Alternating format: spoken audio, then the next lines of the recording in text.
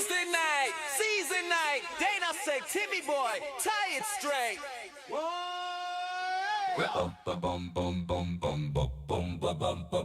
Let's go, let's go. Pass the bobbin to the left-hand side. Whoa. Pass the bobbin to the right-hand side.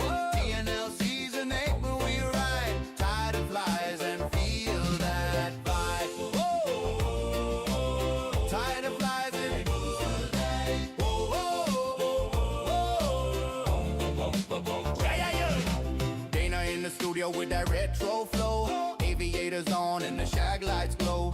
Tim at the vise with a disco grin. Rolling up sleeves saying let's tie again. Started off strong with the atomic worm. Then the Walt worm giving that body a squirm. A killer bug dancing like an 80s teen. Lady McConnell midge gliding soft and clean. Gold ribbit hairs here shining up the night.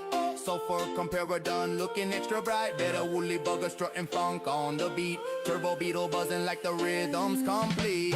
Pass the bobbin to the left-hand side. Pass the bobbin to the right-hand side. Tie them flies and let it ride. Thursday nights we worldwide.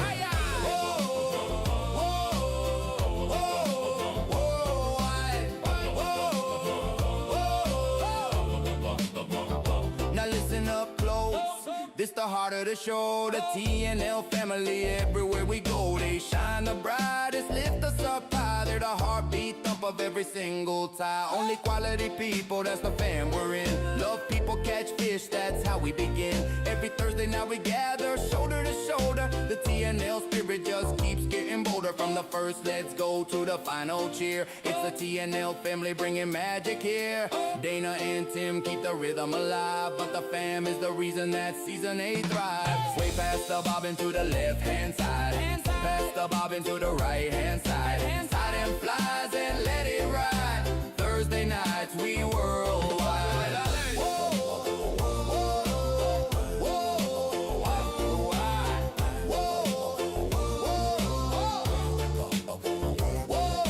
Polished pheasant tail, strutting in boots. Clifford skating cat is skating real cute. 2-bit hooker dropping beads in flight. Tim's hopper vibing like pure delight. Foundling grooving with that dead hair crown. Woolly scoping booming with the bassline sound. Rope a dope stonefly swinging in strong. Gold Bob 2.0 singing his song. TJ hooker stonefly flexing its chrome. And throbbing chubby dancing like it's going back home. Duracell jig sparking up the night. Pool toy opera splishing left and right. Club sandwich hopper stacked so tall. Screaming Banshee wailing down the hall. Sanchez double bunny hopping funky and free. Got her cat is closing out season 8 with glee. She passed the bobbin to the left hand side. Pass the bobbin to the right hand side. Channel fam, we're unified. Season 8, enjoy the ride.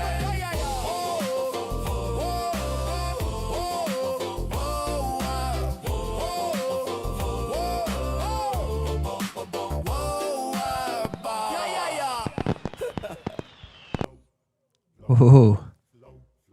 Let's go.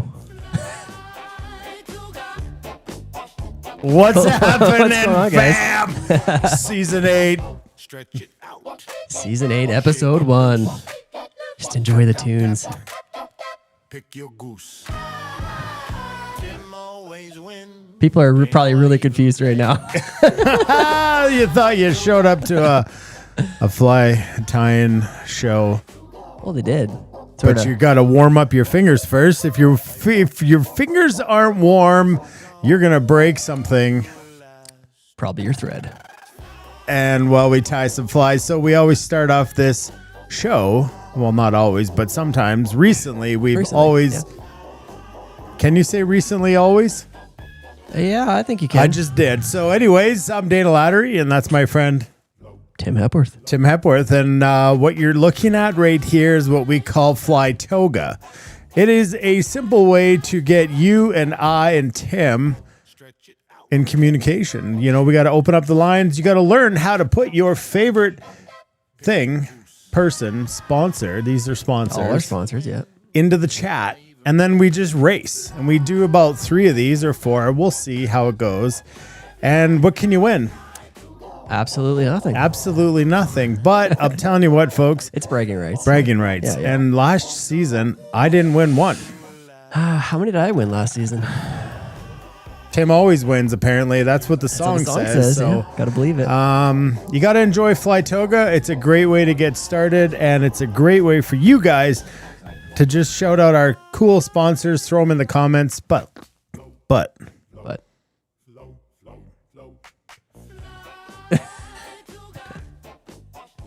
Before we do that, make sure you share this post, whether it's on Facebook or YouTube.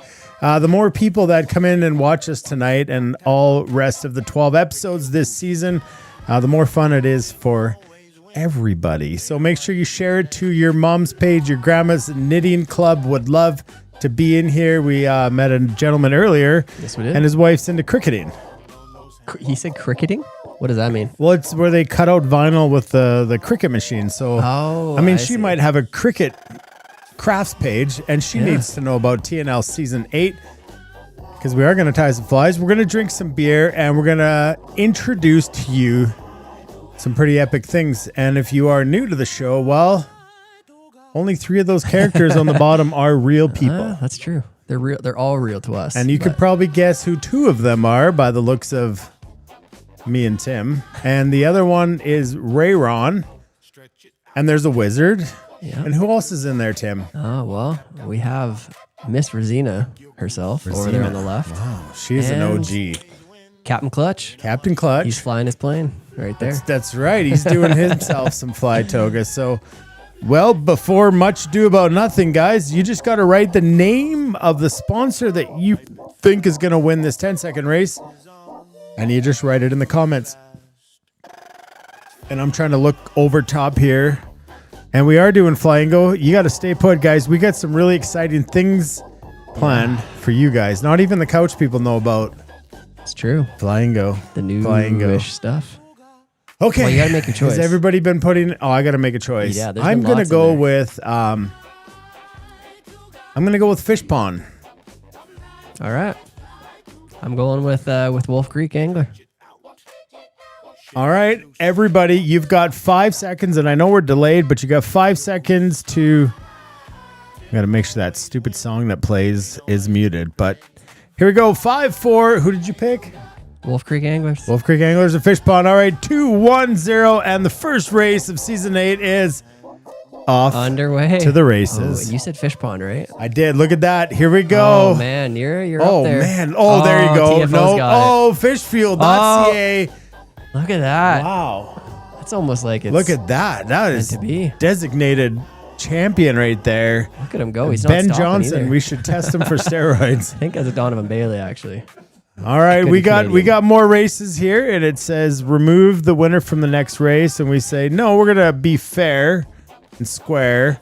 We're gonna let them all race again. So you guys just type in the comments who you think is gonna win the next race, and we're gonna do 3 of these every show. We start off with something like this, and most of the times we change up the names. Why even play? Yeah, see what Ken did? Ken Hall. I picked Fish Pond, so he changed his plans. Yeah, well, that's fair. He didn't win. It's not even fair. It's exactly what's happening to me. I just have extremely terrible luck. So as you go in and click on your who did win the last one, let's check back up in the comments up here. Fishfield.ca was the winner of the last race, and Neil, who we met earlier. Yeah, smart man. Of course, he Nice saw job, the Neil. inside of the studio, and therefore he knew who would win the first race. Gavin Jones, even he won, and that's good because they didn't win anything. But it didn't look like a lot of people won. Don't worry, we're gonna jump into roll call shortly, where we say hi, what you're drinking, where you're from. But for now, just got to pick your favorite sponsor and tell us who you think is going to win the next race. And I can't tell who chose the last race, who's chose this race. But the point is to what? Type. Get those fingers nimble. Get those fingers nimble so that you don't break your thread. Because this is Fly Toga. All right, folks. Tim, who do you pick? I always choose after you, so I know not what All to do. right, so I'm going to go with TFO Canada, our friends at Temple Forks Outfitters Canada. All right, I'm sticking with Wolf New Creek. sponsor this year. All right, let's go. Couch folks, you guys got your bids in. Oughta be. You shared it to your grandma's knitting club. All right, thank you so much. And in 3, 2, 1, the race is on. Ooh, tight. I picked Not for me. TFO Canada. That guy looks like he's hammered, so I don't think he has a chance. Here I of come. winning. Here I come. Here I Nope, come. nope, Here- nope. no, Sure. Kevin Zelenko is one of the man. winners, the happy luxury winner of nothing. Maybe But I lost my touch. We do have something on the show where you can win. We do. And it's coming up here in a little while. Yeah, and it's a fact. We have prizes because every episode of TNL we play what we call Fly Ingo, and it's not like this. You can win stuff-ish. You can also win stuff and lose stuff. Yeah, and your ego is also one of those things. So let's start our third and final race, and let's just shuffle the characters because I think. No, I just choked. Nope, there we go. Shuffled them all up, and not sure it shuffled up. The hide guy just looks absolutely Fingery. Bit handsy. like he's been back there doing some white lines of snow or something. He's just absolutely ready for this. All right. Paul's got one tick for the bragging rights, and also want to know everybody who purchased a Captain Clutch immunity card. Did you get your email today with your Captain Clutch immunity code? That will come in handy. Check your junk mail, as some of those did go out to the junk mail, but definitely going to want that today as we play Flyingo. And your code could come in handy. So let us know. Share this post before we get on to the next and third and final round. I could just sit here all night and listen to this. It's almost as groovy as the opening song, Pass the Bobbin. Almost. So who are you going to choose this time? You got one last chance. All right. Who am I? I always got to go first. Yep. So. Well, ain't that Perfect the fact? timing. But thank you, sir. I'm going to go with Hyde. That guy is absolutely cracked out at the top. Well, it's because he just finished up with Fish Pond. No. Look at that guy's face. High drift boats. Okay, I'm sticking High with drift Wolf boats. Creek. Wolf Creek. He's going to win one. All right. Best of three. Okay, here we go. Everybody on the couch, you got in your bids, your bits. This is the last, third and final race of Fly Toga for episode 1 on season 8. And the race is going to start in 3, 2, 1, go. Let's go. Come on, Wolf Third Creek. and final. Come on, Hyde. Look at him. He is not even blinking.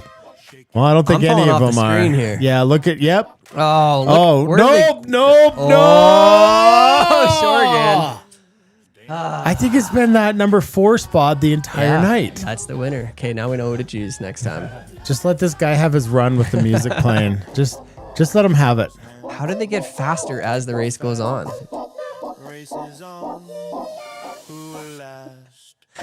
Who won? Not me. Starting off the season 0 for 3. I've finished the season 0-3, so I really have no hopes for anything else. But before we get to roll call to see where you're from, what's up, what's your name, are you new here, all that fun stuff, let's say one more thanks to our sponsors, and we'll be right back. Innovation is in our DNA here at Fish Pond, and this year we're raising the bar. From the brand new Storm Shadow line with industry-first weather resistance to new Nomad neck models crafted for any application. Built for every mile, the entire line is crafted for the rugged demands of adventure travel to the ease of everyday angling.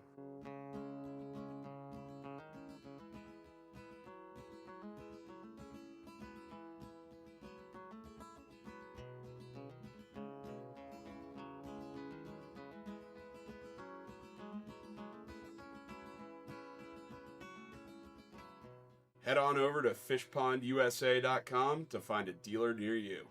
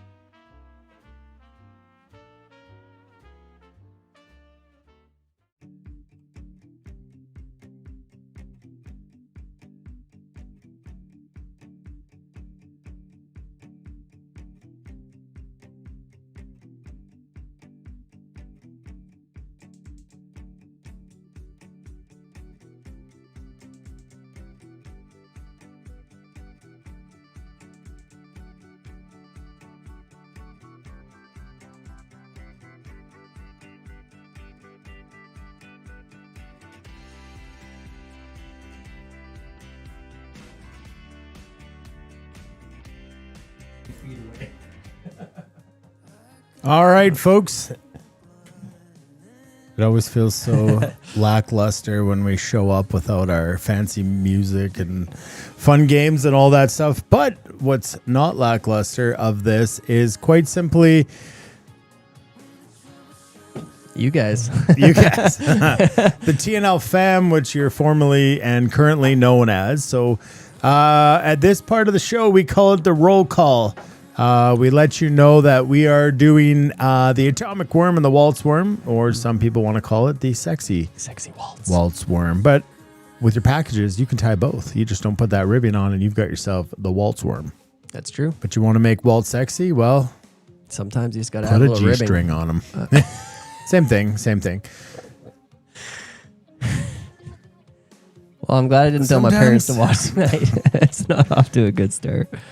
Sometimes it's like, want the music to be better, but I'm just not that guy. But Gotta wait till 9. either which way, K-pop shows up when we go overtime. And we have eliminated a few things this season. And you'll have to stick around to find out exactly what those are. Some things that take up a lot of time and don't really bring much value. But what does bring value is you guys. So let us know in the comments, because you can see all the comments flying through right here.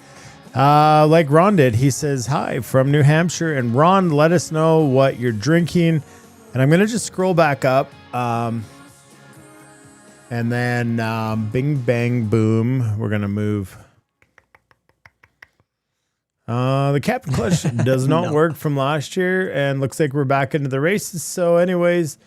Sponsors audio is quiet. That's good to know. We can crank that up.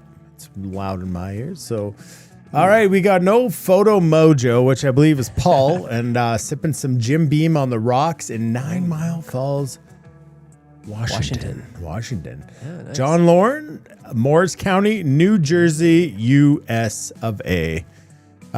We got Scooter for first timer in here. Papa Tabor is at home with his kid out tying tonight. Oh, nice. That's pretty awesome. That's cool. That's great. Papa Tabor, welcome to the TNL fam. Ken Hall tuning in from Linden, Alberta, drinking green tea and honey. Nice. That's good stuff too. Cludy Pooty, nope. No, yeah, Claude Delisle. It's Claude. He's drinking a red hard traditional English ESB. Is that like mean? BSB, like the Backstreet Boys, but East Street Boys must be extra special. Oh, extra special beer. Extra special beer. Bitter. For an extra special person. Yeah. You are what you drink. Yeah. So we've also got some beers for Beer 30 with you guys tonight, and we're excited to let you know who's on the couch, and they will be trying out the beers as well with us. So Travis is from Montrose, Colorado, and he's drinking a Mango Monster. Might as well get fired up at 7:30 at night. Might as well. 7:30 at night. Little old Pape up there. He's that's a little outside the window. Screaming. No, he's Titan. always drinking I know, Scotch but or rye. Screaming Titan. What is this? I don't know what it is. I want to see his liquor cooler. I do. We I never really do. know what Tom Pape drinks, other than it's extremely. It just sounds great because his name sounds great. And his profile photo looks great, and he is great, and he's been with us forever. Sean Watson from Calgary, Mr. Trout Maharishi from the Mountaintop, paroled and back in business. Nice. How's your wife doing? She's freezing. She's in the smoker probably now. I'll never forget that. No, it doesn't stop. She's just out in the freezer. Yeah. A little stiff. For a few years. Bailu, Glenn Moragi. Maybe Glenn Morgan? Man, maybe. Did we not have that Glenn Fiddick? What was that in Oman we had? No, that's what we got from that client this last summer. That was... Yeah, but what did we have in Oman that was equally as gross? We had something... that was bourbon, I think. Don't like the cat. All right, John Lauren, you're still good. You're here. Mr. Ritzko's in Fort Mac, and the cat just walked in. And it's going to join the couch, people. So you guys make your lap comfortable, and Gord will just hang out right in there. Don't sit on Ken's. Joe Dangerous. Sather from Houston, Texas.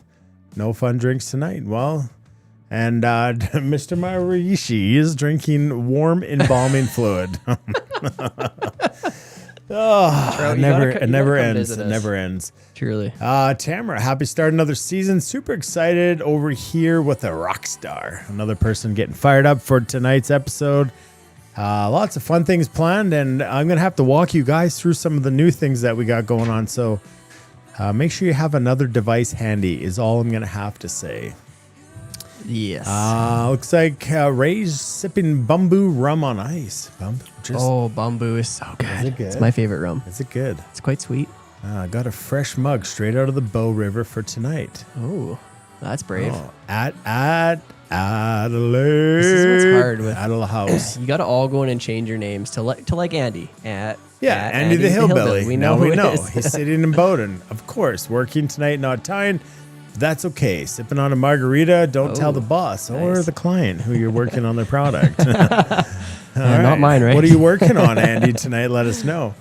Mr. Jeff Krapp. Whereas Krapp. 2 F's in his first name weren't enough. They wanted to I put know. one in. Just throw it at the. I bet it's silent.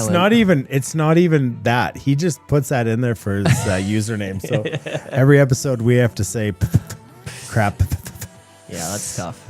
Neil from Airdrie, Alberta. Glad to meet you all and great meeting you. Dana, Tim, and Jeremy drinking a dirty Dr. Pepper. It was so awesome to nice. meet Neil Yeah, it's tonight. great to He meet drove you up too. to get his kit right before the show. And that's why he won the first race. Yep. He knew. Because he knew. Philly Griffith Jr. is from Calgary, tying with my 8-year-old Otis. So Oh, nice. is that your buddy, Ken? I mean, Ken's not on the couch tonight. I meant, Wow. Ken, if you're watching, we haven't heard you chime in. And Gavin Jones enjoying What's up, a Gavin? cheeky glass of Malbec. Ooh. Well, how'd he do? What's so fancy, Mr. Gavin Jones? How was your Malbec? And the charcuterie board. Does it have anything to do with the atomic worm we're going to be tying tonight? It Just will. trying to match some colors. Jacob Reimer, what's up? He's up north in the Edmonton.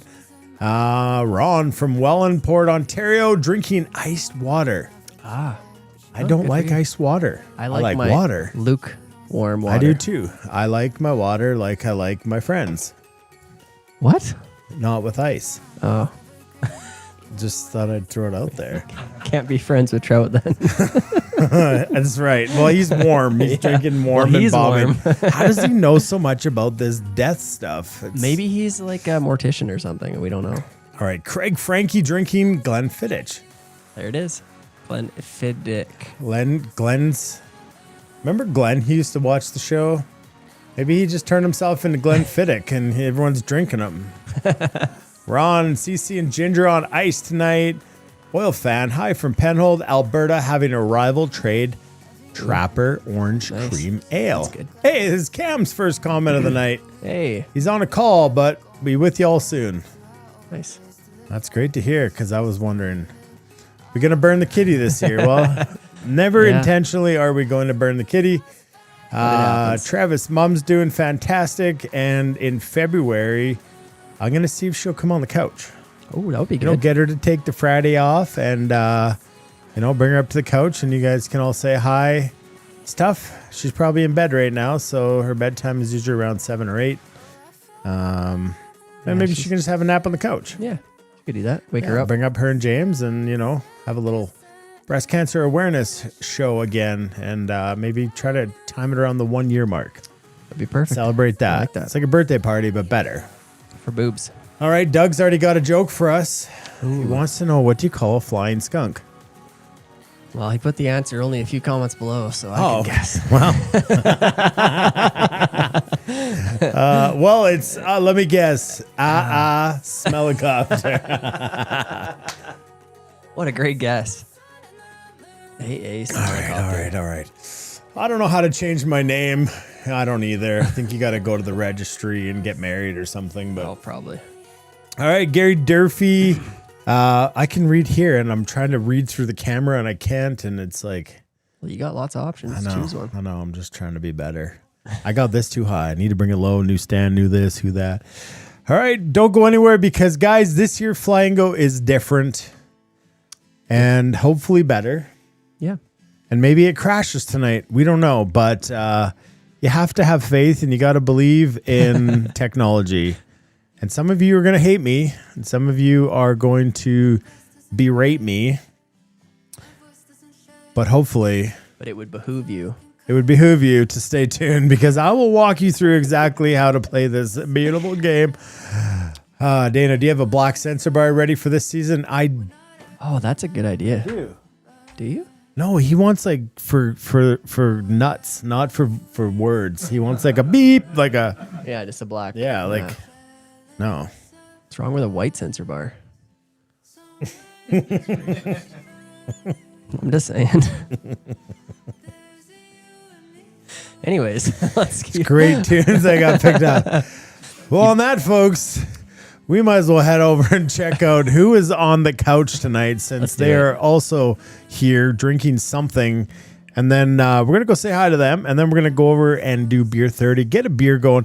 Tim, what fly are we going to tie first? Because as we do this, you guys can all start to get your thread ready. Yeah, that's right. So we're going to start off with the atomic worm. So you're going to want to get yourself some red or orange thread. I'm going to go with something a little smaller. So I'm going to be a UTC 70 denier for that fly. So something red or orange, get it in the bob and get it ready. Nice. And truly, you could go any color and you could go big as you want because That's true too. thread's not really going to get in the way tonight. But anyways, let's head over to the couch and say hi to the couch folks. Oh, there they are. Gotta introduce yourselves for us. Left to right. Your left. Ken, Which left? I'm Jeremy Ernst from Red Deer, Alberta. I'm Craig from Calgary. Ken from Calgary. Wore long pants tonight, so you're safe. Bubblegum Chem. did And he's got a blanket on. did Mike from Canmore show up?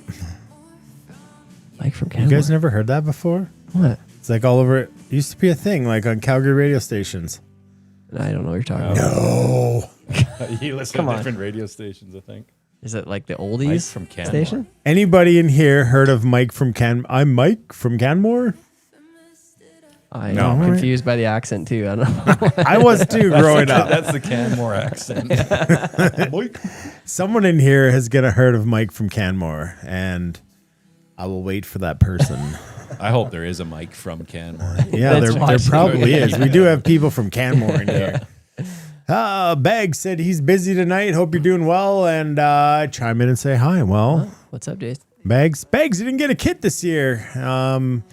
Maybe you got all the materials you need, and you can crank out these flies as fast as anybody. I do know that. So, anyways, we're glad he stopped in for a few minutes and said hi. Where did you get that couch crew from the halfway house? Well, that would have been a bonus. They came from the quarter house. They're halfway to the halfway house. I'm from the Dime House. I think. Yeah, I think Someone knows Mike from Canmore. Adrian knows Mike from Canmore. See, CKUA is where it was, and Andy knows. That was AM when we were like 10. so. Yeah. Mike man. Mike McKenna from Texas. But all right, Jeremy, you're up first. Tell us what you're drinking and how'd you find TNL? Well, right now I have a afternoon social hazy IPA from Folding Mountain. How did I find TNL? Was it the think I was- classifieds? Yeah, no, it was Men- in the men paper. meeting In men. the Call them the paper. back pages of Is it the yellow pages? newspapers. Yeah. The Yellow Pages. Yeah. That's almost as old as Mike from Canmore. We forgot to let Gord introduce himself. Yeah, Gord's here too. Pretty Not on cozy. fire yet. 3 men and a cat. This is quite the couch. I've been watching I it know. evolve as the evening goes on. But yeah, how did you find us? I found it going through the website and Nice. scrolling down and seeing what was for sale. I saw this awesome sun shirt and then got interested in the kits and bought this year and bought a few other small packages. Just went from there. It's good. It's good community. Yeah, it's great. Great And you're community. just on the tip of this iceberg. Yeah, You're probably on the tip of another thing on that coast. too. it's pretty close. It's a Pretty slippery close. slope. It's Slippery snuggling. slope. This your first year here? Yeah, Awesome. Oh, welcome, Yeah. welcome, Yeah. welcome. Yeah. Yeah. he didn't just show up. He's all in. I'm all in. Yeah. Booked a trip, bought a kit, and he's in guide school. Yep. Nice, congratulations. Gonna do That's guide awesome. school this Yeah. year. I'm super stoked for that. Yeah, gonna be great. super pumped to have you there. The Joan, videos of the guide school, I can't stop watching them. Yeah. I just think they're great. intoxicating. Inspirational. Yeah, they're fun. We get really special people who show up and they make the videos fun. Yeah. It's a fact. Jonesy, what are you laughing at? Oh, I'm just looking at Trout Mahari. She's a comment there. He says, Wait, I don't think your he's- microphone's on. No? See how loud are you? Check. I can hear you. Yeah. No, I was just looking at Trout Maharishi there. He's Say it again. Maharishi. Obviously, he thinks the ad for the couch got from the backdoor.com. That's where your ads are usually. Well, I'm just saying it's what he's got down. So maybe that's how he found TNL. I found TNL actually on social media, and You're like a godfather of TNL. almost, yeah. I just missed season 1. I got into season 2 with you guys at the brewery, and been here ever since. So it's been fun, meeting everybody and other guys through the community, and this is the best part of Thursday nights. I can tell you that much right Yeah. now. Does that have anything to do with your fishing skill in the summer? There's been a few days. Yeah. Skill? Skill? We're supposed to have that when we get on the river. Yeah. I get those texts from you, Ken. Still as an answer. Ken, how'd you find TNL? This guy. Yeah. I See, got the in at Godfather. tying, yeah. I saw Craig all over. I'm like, he looks like he fly fishes a bit. Called him up and he's like, yeah, I'll come over, teach you how to tie a bit. And then he told me about this. You got to get in on TNL, but I don't know if they sell extra kits, but I'll let you know. And every day I texted him and I got in, and this is it. I've exposed myself to you guys now fully. And tie it. I'm fully exposed in the I buy all the experience. kits, and I think I maybe tied 7 flies. Don't tell me that. Hey, Makes us feel it's like a failure. membership, though. It is, I Yeah. just feel it's the stickers. Yeah. Buy a whole kit for the stickers. $300 5 stickers is good. No, it's the best place to be. I love this. Yeah. Amazing. It's fun times had by everybody, and we're just getting started on season 8, which I believe, as the mayor will confirm, but this is episode 136 since we started. It's hard. This doesn't seem possible. Yeah, To be honest, but doesn't 100. If you guys ever sat behind here and realized all the things that can go wrong, and sometimes do. and sometimes do, and that's just part of the show. You think you got it all together, and then you hit that button that says go live, and then you look at the screen and realize you don't got it all together.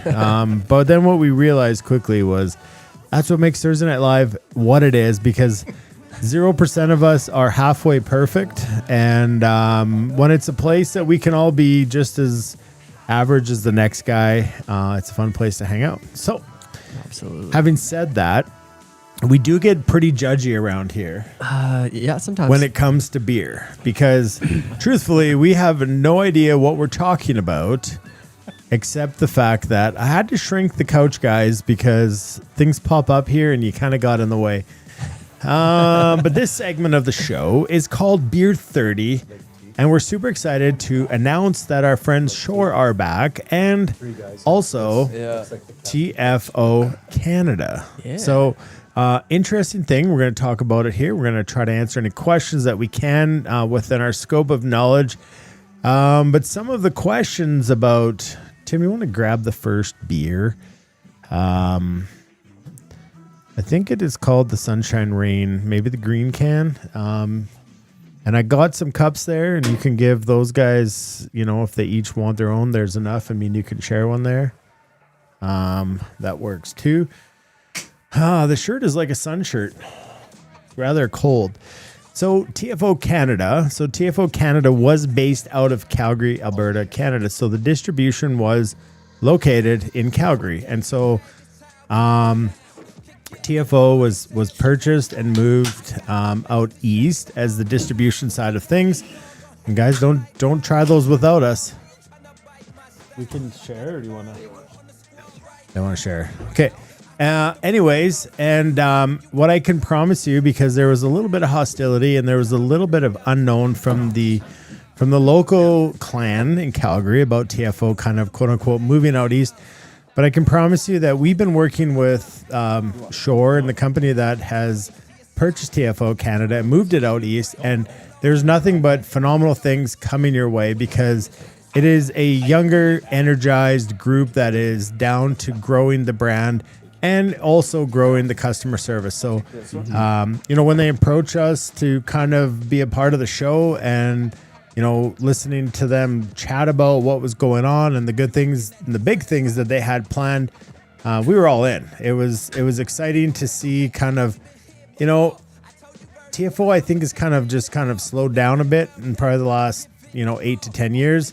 And so with some new energy and excited to see where it's going to go from here. So anyways, because they love beer, and they thought, what a great time to be a part of TNL when we can just sit here and talk about beer as we do on Beer 30 with some gangster rap music playing in the background. You went to your So the first beer that Tim's already poured himself, and I did some research on which of the 3 beers should we start for. It's already 7:40. I told you. Jeez. Is going to be the Sunshine Rain IPA. Rain. Cabin. Remember, you Brewing always Company. read it, so read it again. All right, this is Cabin Brewing Company, and that's all the information you get pretty much. Yep. Besides an address, it contains barley. And this is a... No, just read the screen. Well, I want to read the can. Oh, okay. Okay, I thought you sorry. were trying to I'll make read up this. something. No. So, Sunshine Rain IPA, the technical dry fly. So this is from Cabin Brewing Company. The vibe of this beer, the beer is like a perfect drag-free drift on a limestone creek. It's technical, precise, and clean. It doesn't slap the water like a heavy streamer. It lands softly and presents perfectly, I'm guessing that says. The Hatch, a modern West Coast IPA. It ditches the heavy caramel, which is like fishing with too much split shot, for a lighter, drier presentation. On the palate, it's going to be bright and citrus and mango that hits you like a rainbow trout smash in a hopper. It finishes crisp, leaving you ready for the next cast. Best paired with tying size 18 dries or technical tailwater patterns. Well, we got those coming right up. Oh, yeah. They're not technical, but they are tailwater patterns.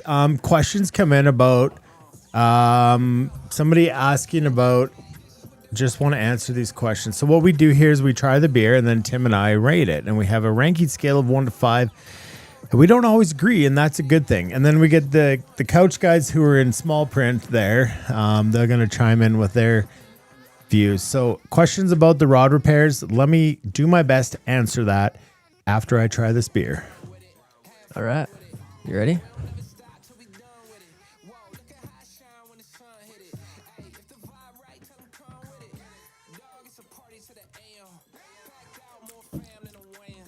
You like that one? It's hoppy, but it doesn't finish like hard on your palate at all. Nice and light. As a hoppy beer, that's... Just tell me what has finished hard on your palate.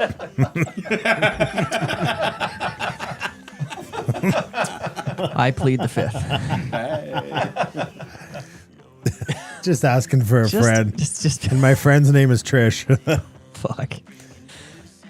It's okay. Back to the reviews. I had to change the music. We were going down a dark road there. It was, that wasn't the only thing going down a dark road. A dark alleyway of... Regret. Okay, and one more drink.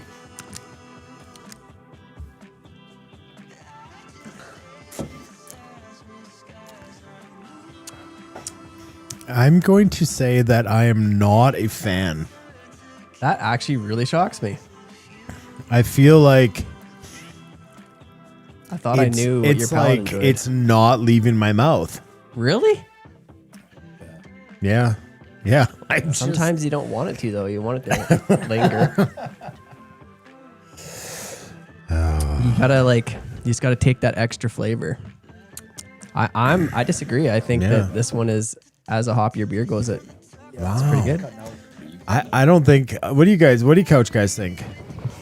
I think it reminds me of the Hopper Dropper a little bit. Yeah, me too. A little too much. Yeah, it just kind of, like Dana says, hangs out there. It's not good. Glad I got a Wendy's iced tea to wash that down. Well, I'm gonna tell you, there's not too many beers I don't like, and I like this. So You like it? yeah. All right. So that's not a good review. If there's not too many No, you don't like. I'm telling Usually you. it goes the other If, way. if it says beer on it and it's cold and it's got a percentage, All right, that's I'm good. pretty happy for the most part. No, That's I what like you it. and It's pretty Cam good. hold Yeah. hands. Hey, Jeremy's got the palate. Yeah. I do like this one. Yeah. I've always liked this one. Yeah. This is probably one of my favorite from Cabin. Really? Yeah. Wow. So I seen it posted there. I was I'm excited thought you for guys it. would all like this one. Yeah. Yeah. Well, Dane, you got to rate it. I am going to rate it. I'm going to rate it, and at the same time, I'm going to berate it. I'm going to go with this. A whitefish that fights like a brown trout, surprising, but doesn't leave you with a great taste in your mouth. I'm giving it 2 out of 5 beers. 2 out of 5, hey? Well, I'm not like a big hoppy guy, so I don't like that part as much of it, but I like how it finishes. I'm going to probably give it a 3. All right. Yeah. Now let me find Tim's rankings over here, and let's hit him with a 3-star. It's a solid day in Nymphin. Solid day in Nymphin, yeah. Reliable and enjoyable. Yeah, this is but given a nothing- weird, nothing like, epic. it's, I'm almost going to take I'm going to leave it a 2, but I didn't want to give it 2. Really? Yep. Actually, I'm Ken, very what'd you give it? surprised. Give it 1.5 or 2. Yeah. I feel if you want to get hammered fast, this might do it. What's the Yeah, percentage on it? 6.7. 6.7. that's- You read that. I did, yeah. No, you didn't. Yeah, I didn't no, put I'm it not up a- there. That's, I wouldn't be knocking down doors to get this one. no. If you were- I don't know if I can finish it. Really? Anyways, Jonesy, probably a 5. No, actually, I'll go with a 3. Like, I'm not an IPA guy. Yeah. I do agree with Ken that it's a lot like the Hopper Dropper. I just find like it's good, but I'm not a huge IPA guy, and it's not gonna like knock like I'm not gonna go out of my way. I'd rather have the Hopper Dropper. I think so. Wow. Well, that just completely destroys all reliability of his his opinion. Jeremy? What about you, Jeremy? Well, I like my IPAs, and this one I'm gonna give a 4. All right, I that's love fair. this one. That's fair. That's good. You have That's a more fair. evolved palate than us, that's all. We told you we're rookies in the beer department. All right, let's take those rankings away. Let's take the beer one disclaimer away. And what we're going to do here, I don't know if I should F everybody up by showing them Flamingo now. Oh, I know what I forgot Make to them do. wait. Hey, come All right, well, you don't understand that I have to mitigate the headaches. Yeah, it's true. I'll mitigate them. Well, Are we what- doing you could- blackout? No, you could give like No, a bit of it's- an intro. I know, but they're going to tie the flies, and then they're going to be over there on their phone playing the greatest thing since they found out Okay, well, let's tie a fly and then they can get at their it. thing works. Yeah. Their thing. It works. Okay. All right, guys. I don't know. Give me in the comments. Give me a thumbs up if you want to know about the new Flamingo, and give me a thumbs down. Give me a thumbs up if you want to hear about the new Flamingo right now, or a heart if you want to get tying the. Did you say atomic worm? Atomic worm. Atomic worm. It's a 8-minute tie. Did you say seconds or minutes? Oh, I meant there's gonna be a few SOSs from Cam. Yeah, He probably. doesn't tie. He ties like Brent. That's tying. Oh, man. Throw him in thread Let's on a see you hook up and there. hope it stays. Yeah. Or Bring or out the mystery fly. Let's do this. or if this thing gets shared 5,000 times, Ken will get up here and tie it. Put his Naked. money where his mouth is. Weird. The I guys got my that own didn't. special dubbing too. Don't touch any of my scissors. You better brought your own. Dana's. Just pulls out a razor. Buzz. Well, we're not gonna play Flamingo right now, guys. That's not what I'm asking.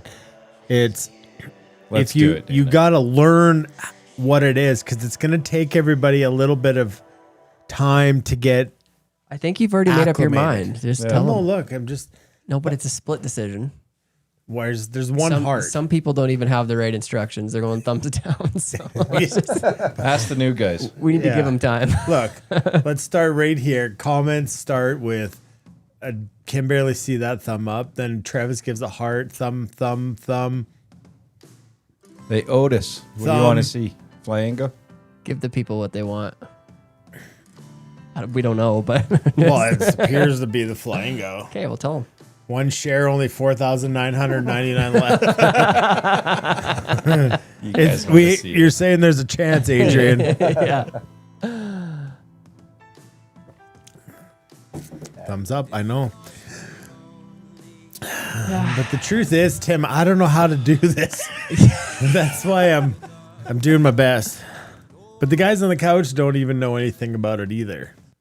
No. Okay, so you know what? Tim's I know they're gonna hate me because I made him vote. Yeah. And You didn't want I'm your only opinion. saying this because I don't have it figured out. So, but then I gotta do getting buggy. Whatever. We have nothing planned here other than this beer I have to finish. Okay, we're gonna tie this fly, and then we're gonna come back. I'm gonna teach you about flamingo. We're gonna tie the second fly, and then we're gonna come back, and then we're gonna play flamingo. All right. I right. like That's it. similar. That's good. But it gives me a bit of a break from this. Yep. I like it. Although everybody wanted the thumbs up, and I believe that was to teach you about flamingo, I'm going to make an executive decision here.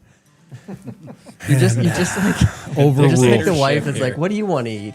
Yeah. And then I don't we tell care. her, and then they're like, well, why didn't you pick something better? Yeah, that's why you have to go to them and say, hey, I was going to order butter chicken tonight. And then they're like, hey, the hell no. That's how you start. You got to learn, Tim. You're almost there. A few more years. All right, so I'm also going to try to find some better music, but in the meantime, that'd be good too. between time, the first fly that we're going to tie is the atomic worm, and this, my friends, is a segment. You're going to notice the Sketchy's not here because he locked himself in the garage with a couple friends and had the generator on. So, first up is the atomic worm, and it's something like this. So making sure everybody's good. So what do we do on this segment of TNL? Well, it's just me and you, and Tim's probably taking a pee break. You see, we got to do these things because we do need breaks to go kind of behind the scenes. It's like if you've ever been to a play, like a Shakespeare play, they have like act 1, scene 1, and then they have curtain call. And that's because, they need to set up for the next stage. So similar thing is going on here as Tim is on a bit of a pee break.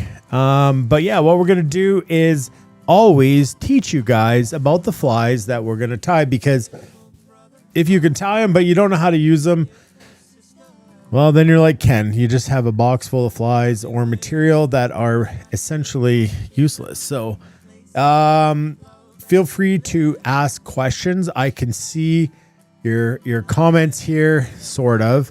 And I'm going to do my best to have this as a bit of an open communication. But you're going to see tonight on the first two flies, there's not going to be a whole ton to talk about. But I'm going to talk about as much as I know about these two flies. And the first fly that we're going to tie is the atomic worm. And so quite simply, a little brief history about the atomic worm is that it says the worm flies, like the San Juan, have been around since the 70s, and the atomic worm is a modern evolution designed specifically for stillwater, or as you might know it, as lake fishing. This innovation, it differs from traditional yarn worms by using modern translucent or fluorescent materials like the V-rib or the atomic chenille. The purpose, it was developed as a high visibility tractor pattern to stand out in the deep, dark mud where trout root for food. It combines the silhouette of a natural worm with the trigger of a fluorescent color. So the ribbing is kind of what's important. We did the San Juan worm. We've done the squirmy worm. Squirmy worm can be a little similar, but there's this red translucentness to this material that's being used on the atomic worm that kind of makes the light hit it a little different and might pop just a little bit more than your normal worm. So what is it? Well, it represents a chironomid larva stage, or we call it a blood worm. Okay. The larvae live in the mud at the bottom of the lakes. And why is it red? Well, because they contain hemoglobin, just like us. Fancy that. Which allows them to survive in low oxygen environments deep in the silt. So when they get this atomic, bright, fluorescent red, it mimics a bold, easy meal that is hard for the trout to miss. So questions that might arise from that are, well, Dana, how do we fish it? If I'm missing some questions here, guys, just let me know, because I can't quite see all the comments through the camera. How to fish it. 90% of the time, you're just going to put it about 6 to 12 inches off the bottom, probably a little lower than you would the chironomids, which could be higher up in the water column. Suspended under a strike indicator, or if you're feeling fancy, put it under a hopper. I mean, that's a really long dropper, but I've seen stranger things. And then you can say that you're only a dry fly fisherman and not an nympher. Touche. So the retrieve, I would say, is probably not relevant. Maybe you can jig it a little bit, but I really wouldn't think about how do I retrieve this. You can, it's kind of why I don't really lake fish a lot, because I feel upon the act of casting this out there, it might just have to sit there and wait for the bobber to go down. Not really a lot of mending, not really a lot of like reading currents or seams. In lake fishing, it's more about the depth and having a fish finder and knowing if there's even fish where you're at. Can you fish this on a river? 100% you can fish this on a river. There's a fly very similar to this that has like a long red tail. I think they just leave the atomic worm part sticking off. And I've fished it on the bow many times, and it's probably acting just like a chenille worm. So let's not overthink this. This is the atomic worm. And I also have a picture of some bloodworms. So when you see these bloodworms, you're going to say to yourself, that looks like my atomic worm. And not all flies mimic exactly some sort of aquatic, subaquatic bug life, but this one does. And you see the segmentations in there, which is exactly where Tim's going to show you how to wrap this material to get yourself that segmentation so that you look exactly like those midge larvae or those chironomids or the bloodworms that we call them. And any questions? Tie them in midge sizes. Fish them as droppers. Anywhere you have annelids, they are killers, and that is a great point. Hopper dropper. So, quick question for you guys before I hand you over to Tim. But if you're hopper dropper fishing and they continually eat the dropper, are you nymphing? Yes, you're nymphing. Are you nymphing? Did you catch it? To be honest, what is the difference between an indicator rig that is 2 feet above your nymph or hopper dropper that is 2 feet? Well, you could also just put your indicator and go down 2 feet. So I don't know. It's a serious question. If it doesn't eat the dry fly, then it's a serious question that I'm going to let Tim answer with you guys, because it is also a question that are you a nymph or are you a dry fly fisherman? And if you're fishing a dropper rig that's 4 to 5 feet under your hopper, are you a dry fly fisherman or are you a nympher, or does it matter? I mean, you're just fishing, right?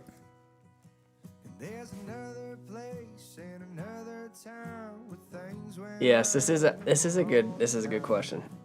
It is actually a bit of a pet peeve for me. I think it's why we need to bring back the guides corner, because this is a great place to discuss these things.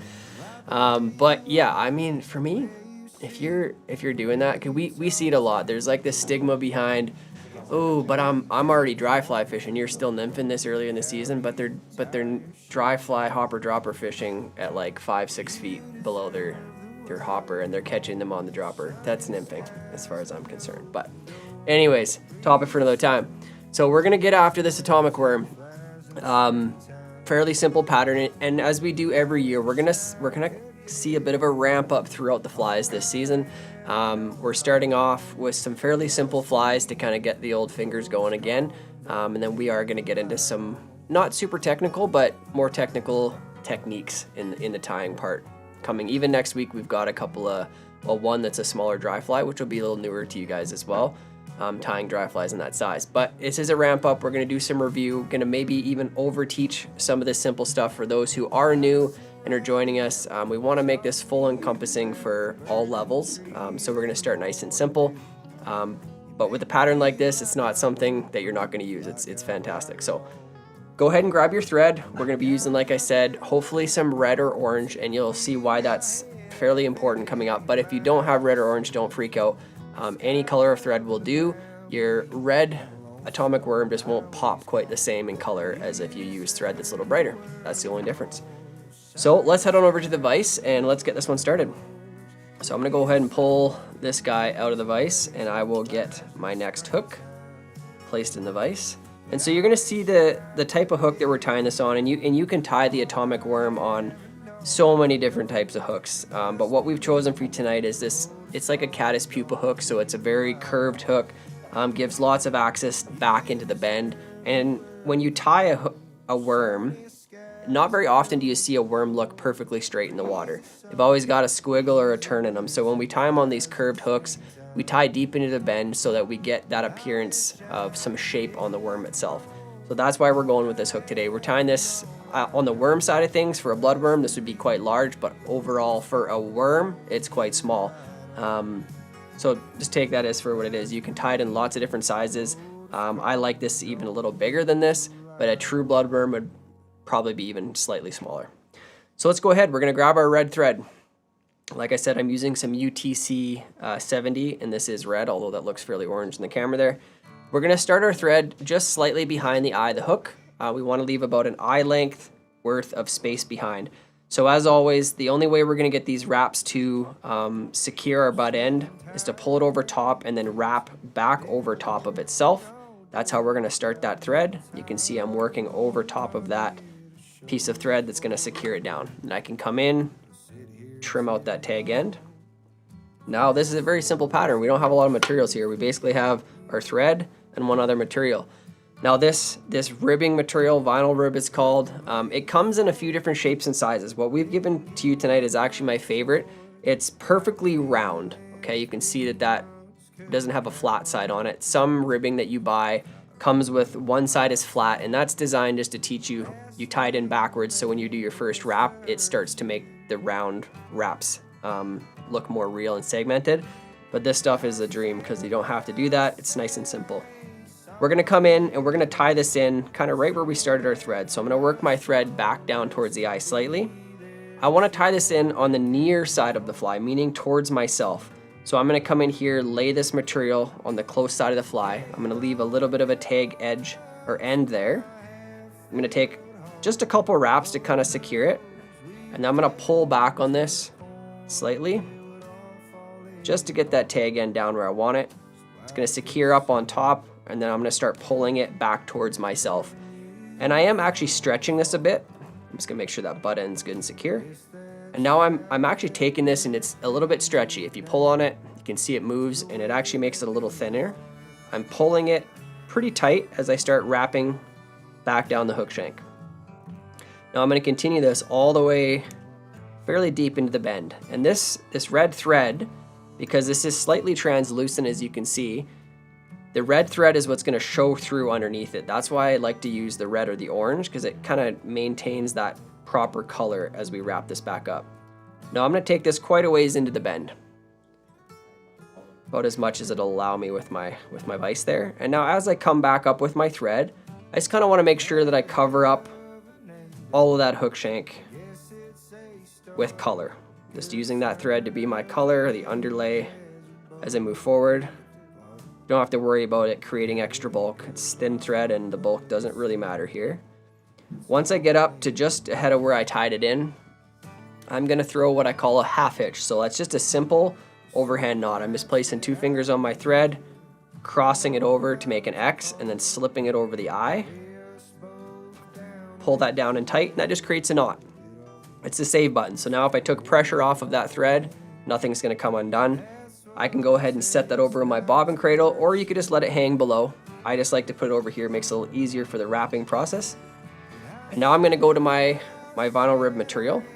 And I'm gonna start by just making a complete wrap at the back of the hook shank. And then I'm gonna slowly do touching wraps as I move forward. And I am pulling some tension, but not as much as I did when I was tying it in. I just wanna make sure that I'm getting it nice and secure against the previous wrap. This is what gives that nice segmentation to the body and stacks those materials right against each other. I'm gonna take my time. You can go quicker if you want to, but just make sure they're nice and stacked. I also like to kind of come in with my fingers, push back and make sure that all of those wraps are stacked against each other. Because if I let pressure off of this material, it will immediately unwind on me.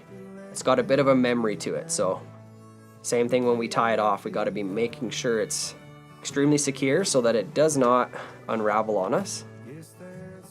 We're gonna take this all the way forward and we're gonna take this right up to the eye where we tie it off. And often, because we tied it in here, there's gonna be a little bit of a bump. And that's also not to a disadvantage to us. That's Did you go for SOS feature? I didn't. Why don't you fill everybody in? While I hold in place here. All right. So what the SOS feature is quite simply you just hit SOS in the comments. Whether that means you're out of beer, you gotta pee, or your favorite college team is going to overtime in playoffs, and you hit SOS, and we'll decide what we do with that. But what it means is stop our show. SOS. And when you hit that button, you're going to see on the screen this red and blue flashes. It alerts us, it alerts Tim to stop our show. And he kind of pauses and he holds just like he's doing right now. So if you break thread, if you get behind a step, just reach out quickly, type SOS in the comments. And we'll just stop. We'll hang out, maybe go to commercial. We'll give you as long as you need to kind of catch up with us. And, you know, then you catch up with us. And then you go get a new beer, take a piss, whatever you got to do. And you come back and you say, I'm all good now. And then this screen will unflash like this. And then Tim can finish up the fly. So that's a feature that you need to know about that keeps your tying in pace with Tim. You got it. Don't forget to use it if you need it. I got a question here. Which direction do we wrap? Well, that is somewhat preference. So we're not wrapping back over anything. So you hear the words counter wrap quite often. Let's say, for instance, on a pheasant tail, how you wrap in one direction with the pheasant tail material. That's what makes you beautiful. You got me.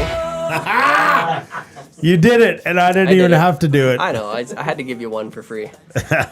No counter wrap needed when it's a single material. So we're bringing it back over just the whichever way. I'm a left-hand tire, so I naturally am going to go counterclockwise to the hook shank itself.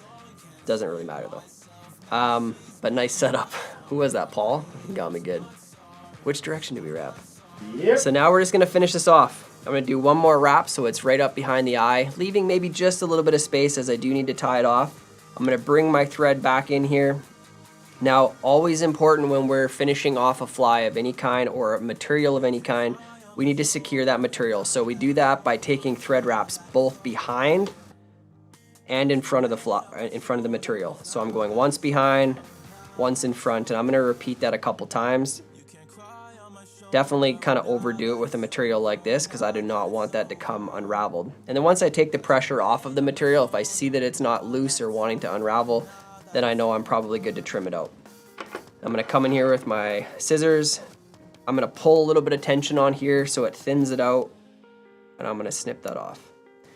Now, only thing left to do is to whip finish or half hitch this. I'm going to half hitch it. If you don't show both those, because when Neil was here, he didn't have a whip finish. Yeah. So I said you would kind of walk over how to do it if you didn't. Yeah, for sure. So I'll do it both ways so you can see.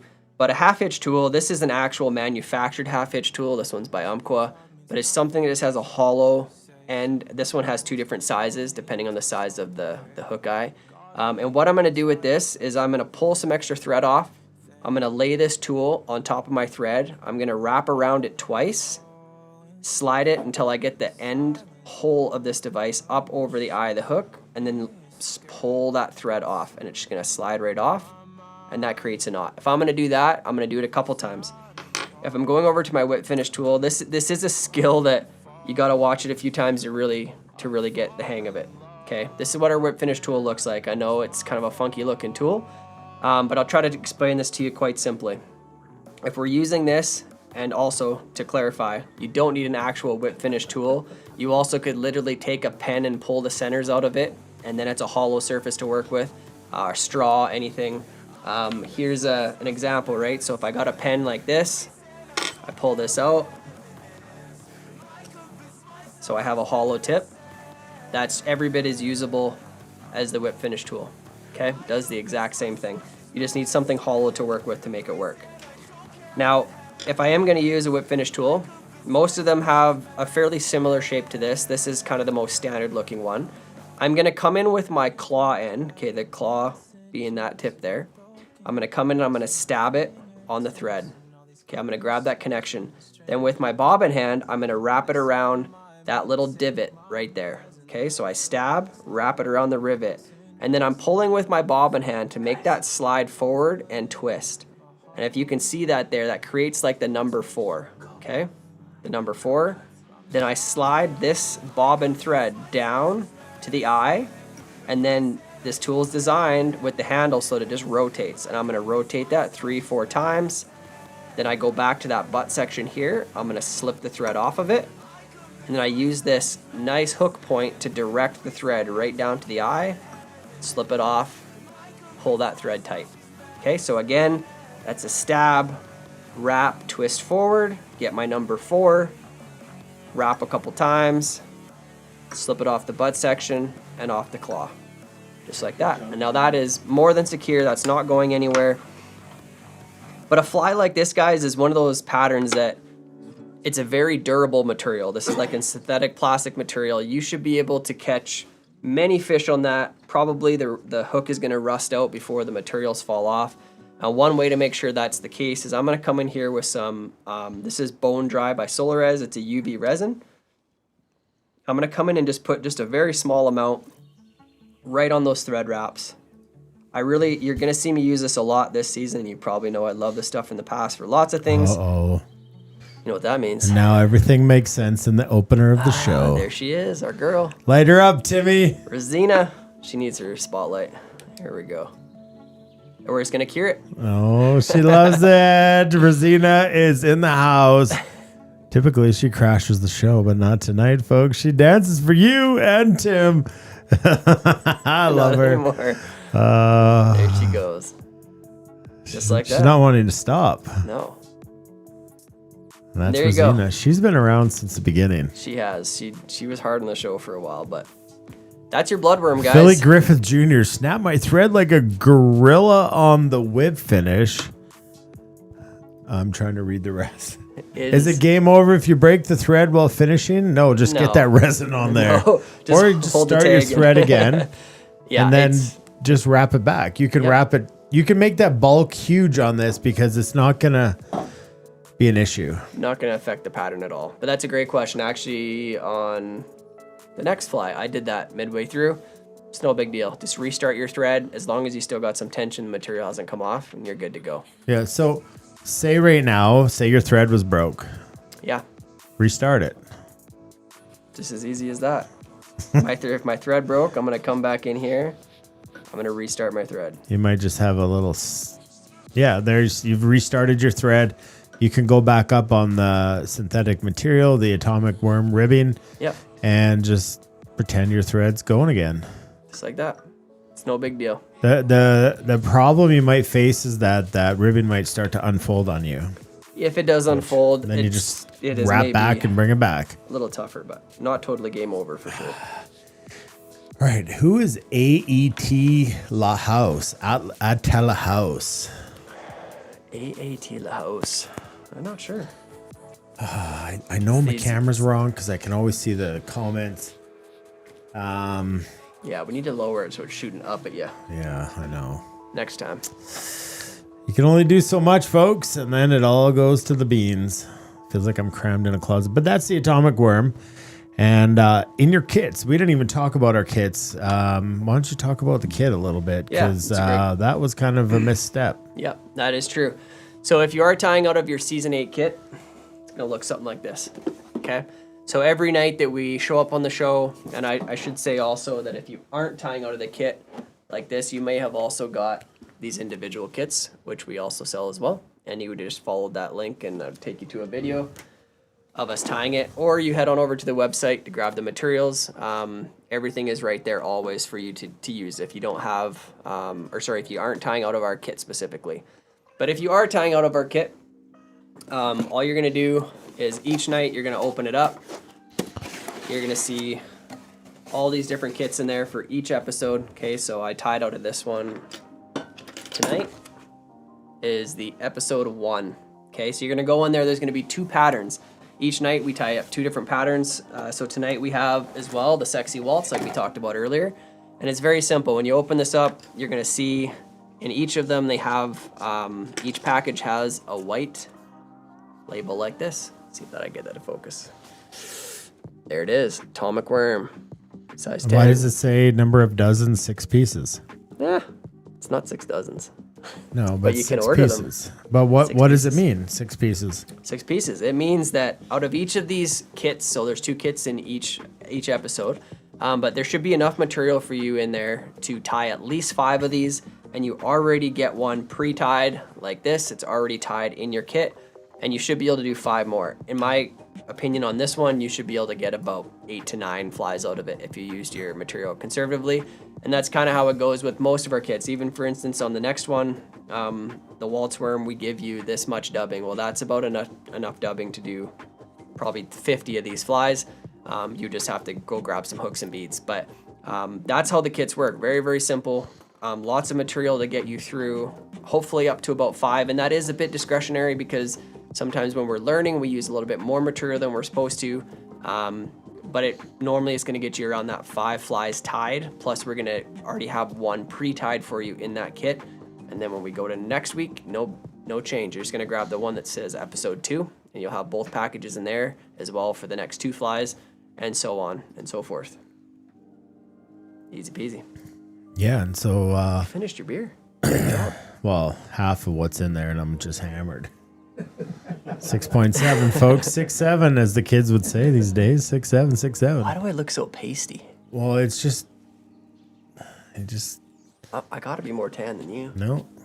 That's because your white balance is wrong. That's a me problem. I can't do it all, but I did do it all. And your kits. You go on our website, you purchase your kit. It's $209. So basically, why don't you show them? Well, the prize for Flango this week. And essentially, when you tie up your entire kit. If you tie your entire kit, okay, I'll open this up for you so you can see a little better. This is what you should have complete by the end of season 8. Wow. We do the math on it. How many 144 flies. 144 flies. And I think we did last time. If you're like, okay, these are $350 a fly. Let me do some math. You can do the math. Essentially, what you get. And you got to put them together. But I think I did the math trying to get the materials and sort it all out and stuff. You'd be around $700 or $800 to kind of build yourself a kit like this. And you can get it for $209. And then you'd have to go find somebody to teach you how to do it.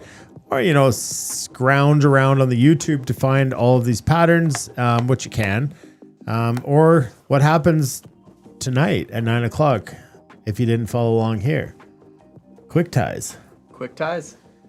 Yeah. And so all of these flies have their separate video outside of the show that you can just go over to YouTube and you go over to our website, you click on the episode, you click on that atomic worm and it says learn to tie this fly, and you click on that link and guess what? The video tells you how to do it. So you don't ever have to watch the live stream. But you should. But you should, because really fun things are going to happen like we talk about. What we're going to do is we're going to try the next beer, and then we're going to go over Flango, and then we're going to tie Walt's worm, and then the sexy Walt's worm, and then we're going to play, for the first time ever, the brand new. Look at the guys on the couch. I kind of filled them in a little bit. Right, guys? How cool is that? Oh, it's going to be good. Let's bring them in on the couch here. There they are. Oops, sorry. Couch guys. Yeah, The no, couch this guys. looks good. This looks really good. Can't wait. Does it look fun? Oh, Yeah. it looks, yeah. You guys all went with your real name. I didn't have a good one like yours. Gumballs. So No, they, I'm excited for this. I'm excited to not win again. they kind of got the precursor.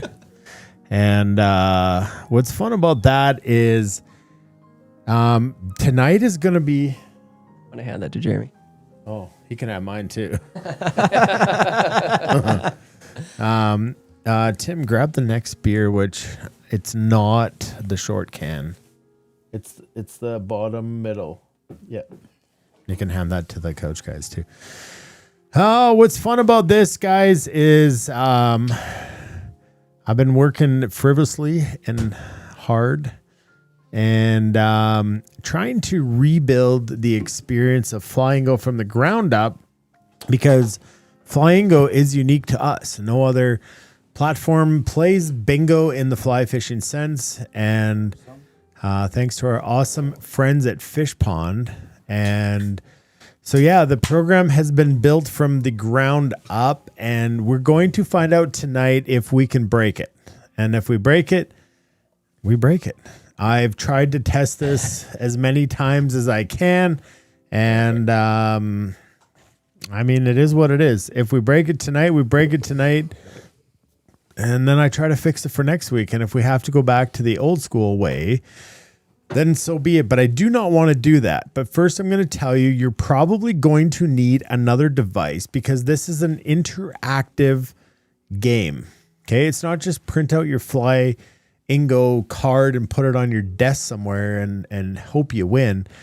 As the friends here will find out quickly as we play Flyingo shortly in about 23 minutes, somewhere in there, it's going to be a very interactive game, and there's a lot of fun stuff. And I'm going to highly encourage you to play somewhere that sound is an option, because there's some really fun sounds to this.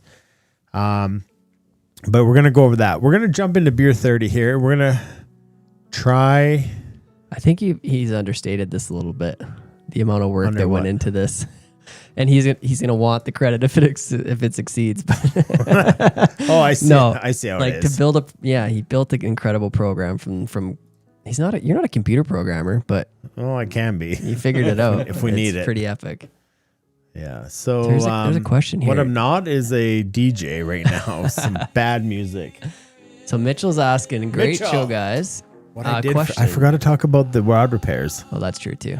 He's wondering if you could float from Glenmore to Police right now. 100%. Yeah. And that's about the only thing you could do besides maybe Ogden to Glenmore.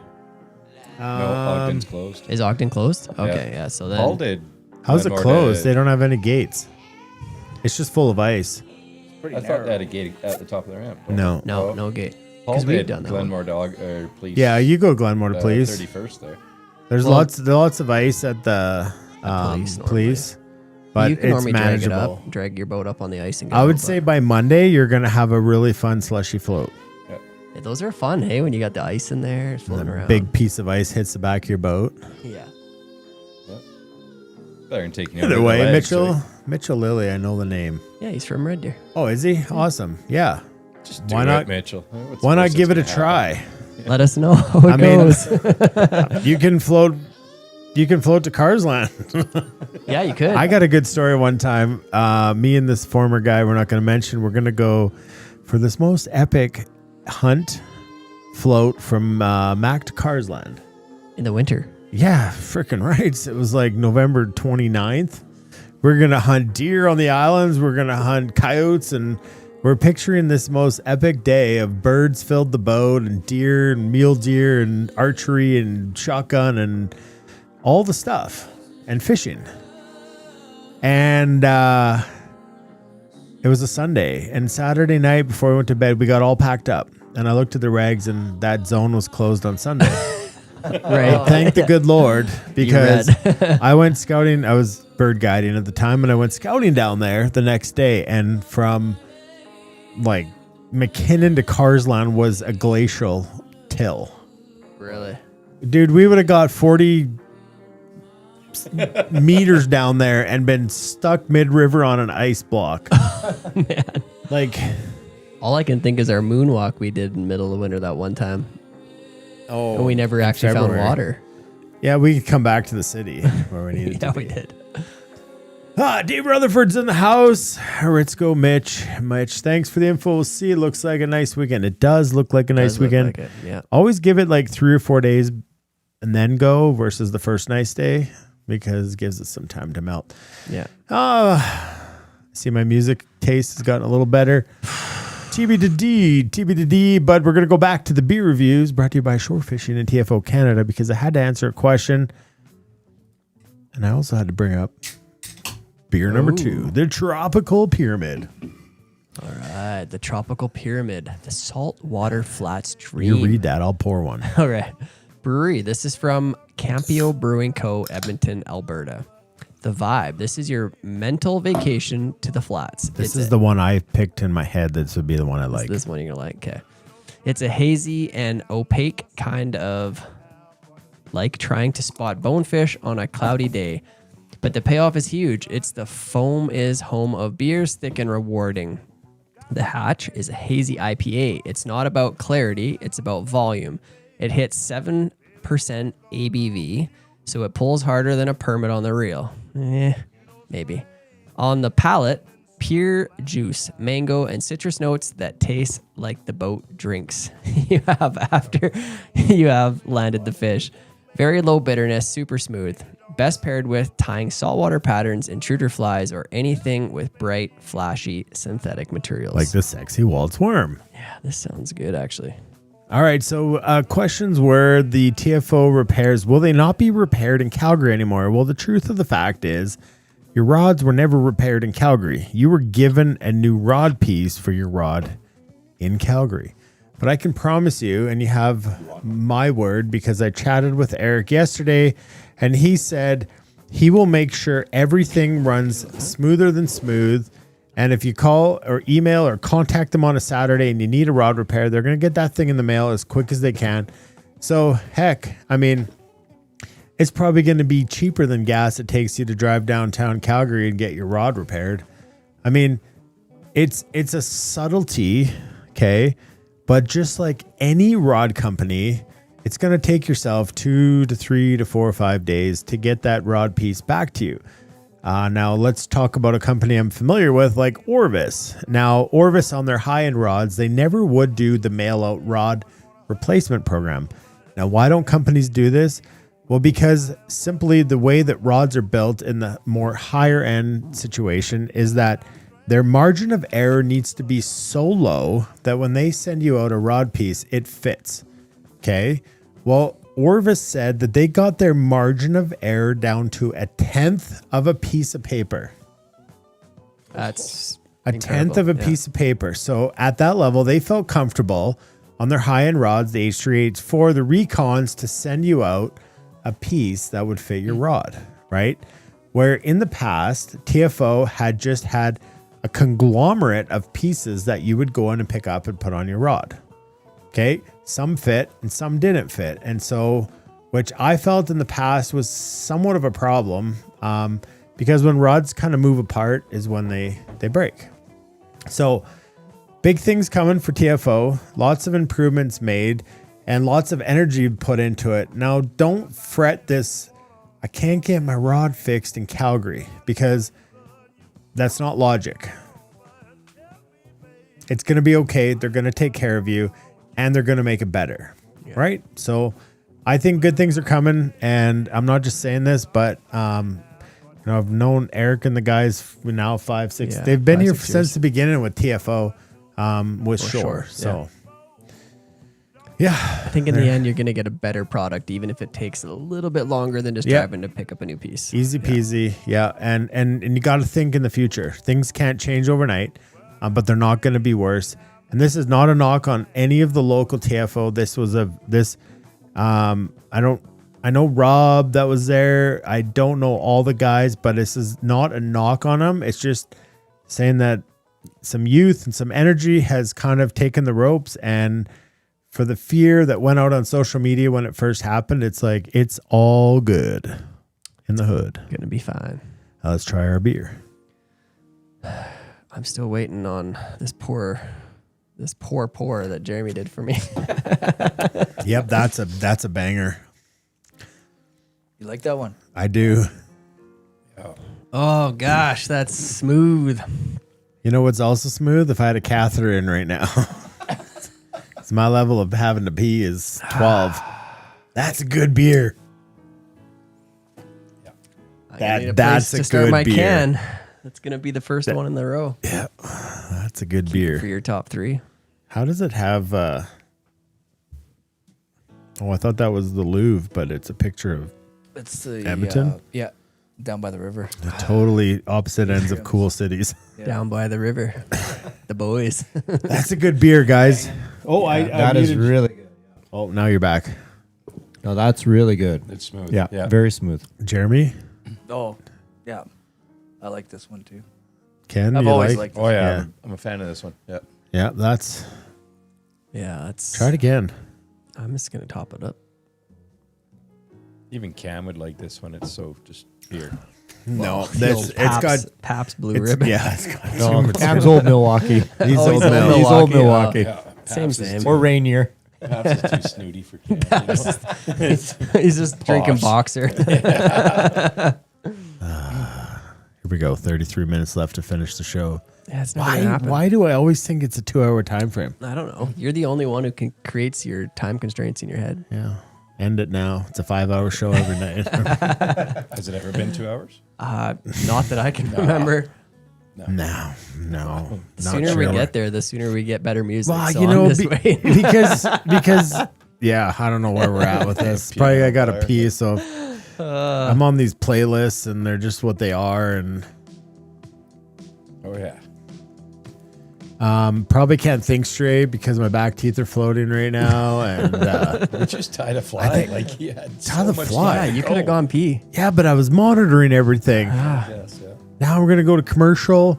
Anyway, Shore Fishing TFO Canada and the Tropical Pyramid. So if anybody knows Campio Brewing, I've not heard of them until tonight. No, that's a and first. reach out to them and say, hey, we saw your beers championed on Beer 30 on TNL, and good Lord, that's a good beer. Or if you haven't tried it, go find it.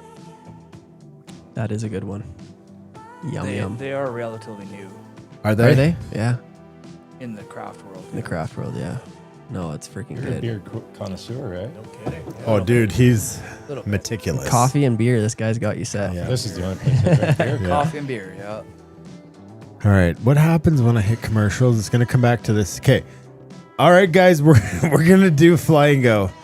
What I'm going to encourage you all to do right now, and let's see if the system breaks,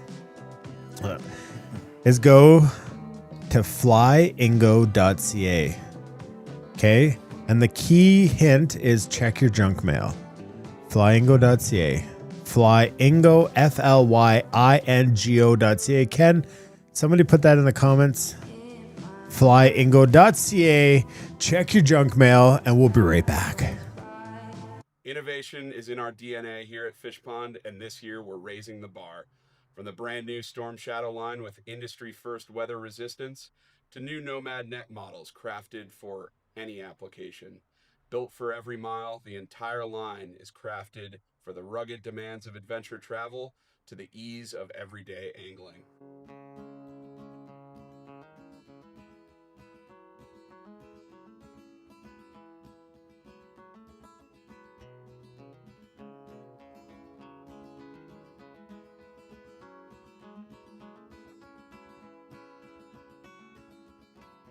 Head on over to fishpondusa.com to find a dealer near you.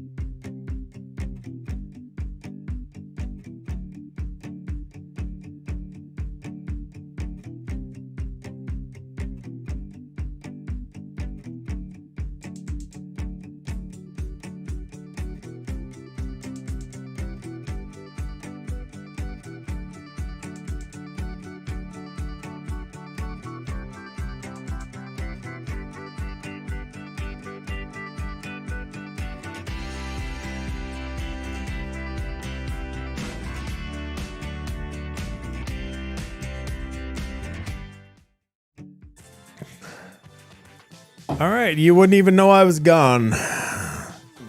I'm almost done this beer. That is something else.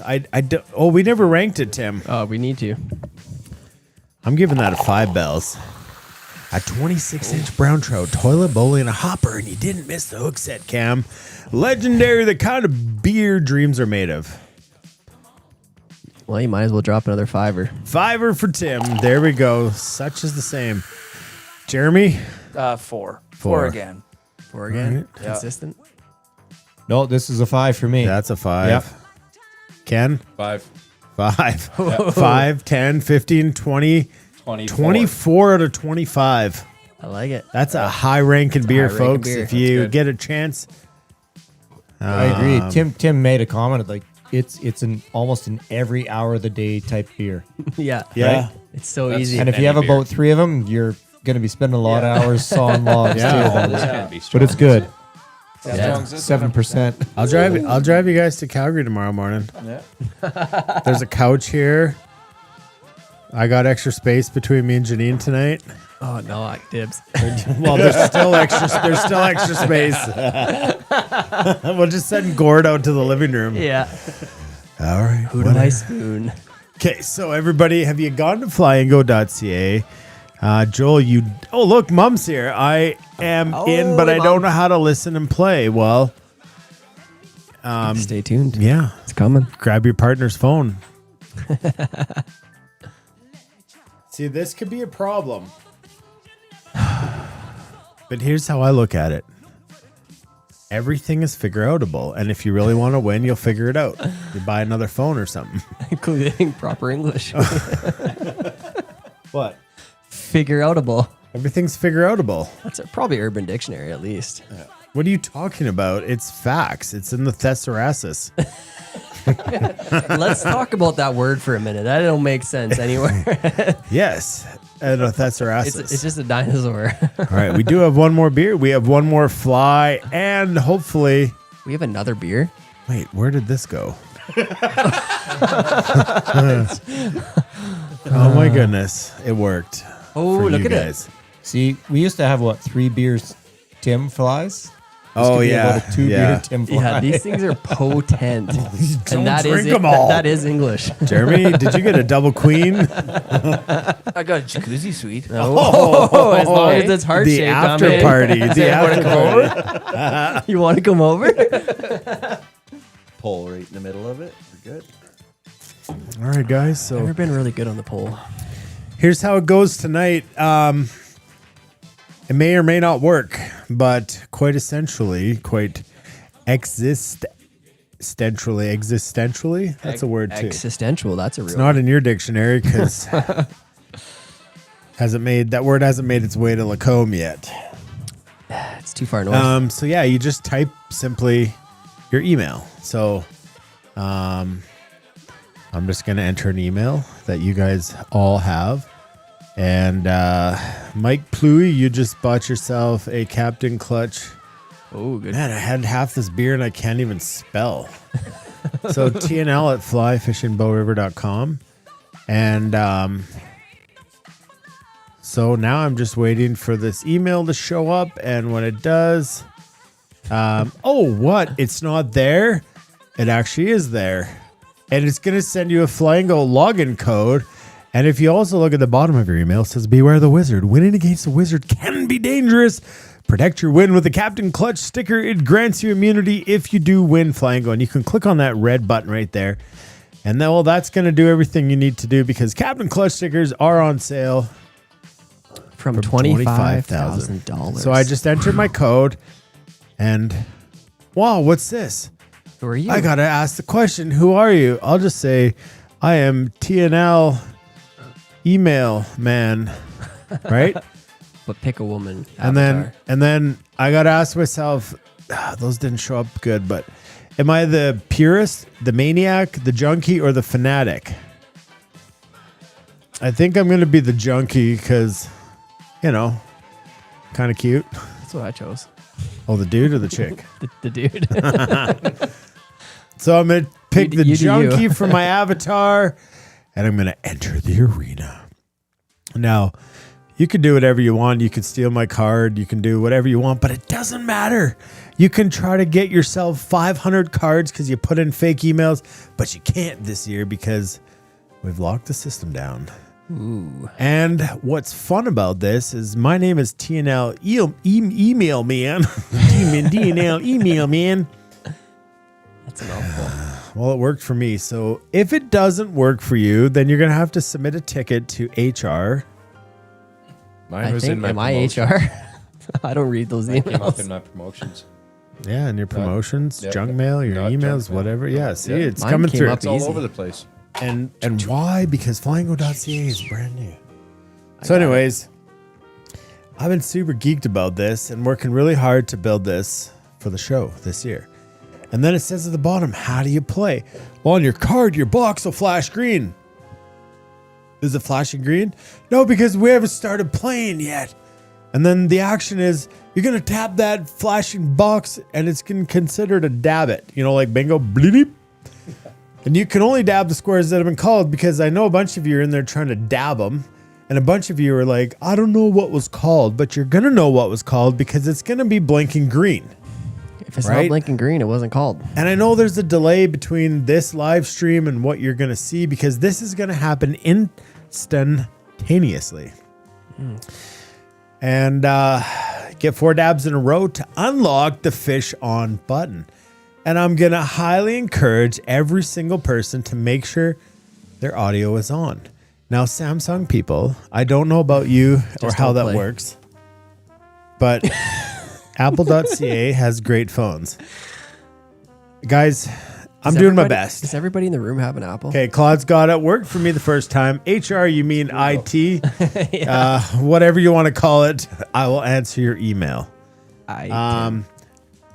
Mike Pluy, I got to send you your Captain Clutch code. Those codes are important because if you do win, you're going to need to enter the code because it's going to notify me if you have immunity. Immunity. Yeah. What's that mean? Anyways, I'm jazzed for this right now, and I'm just gunned from this Campio. You're jazzed and gunned? Yeah, both jazz hands. Jazzed. 3 beer Danas.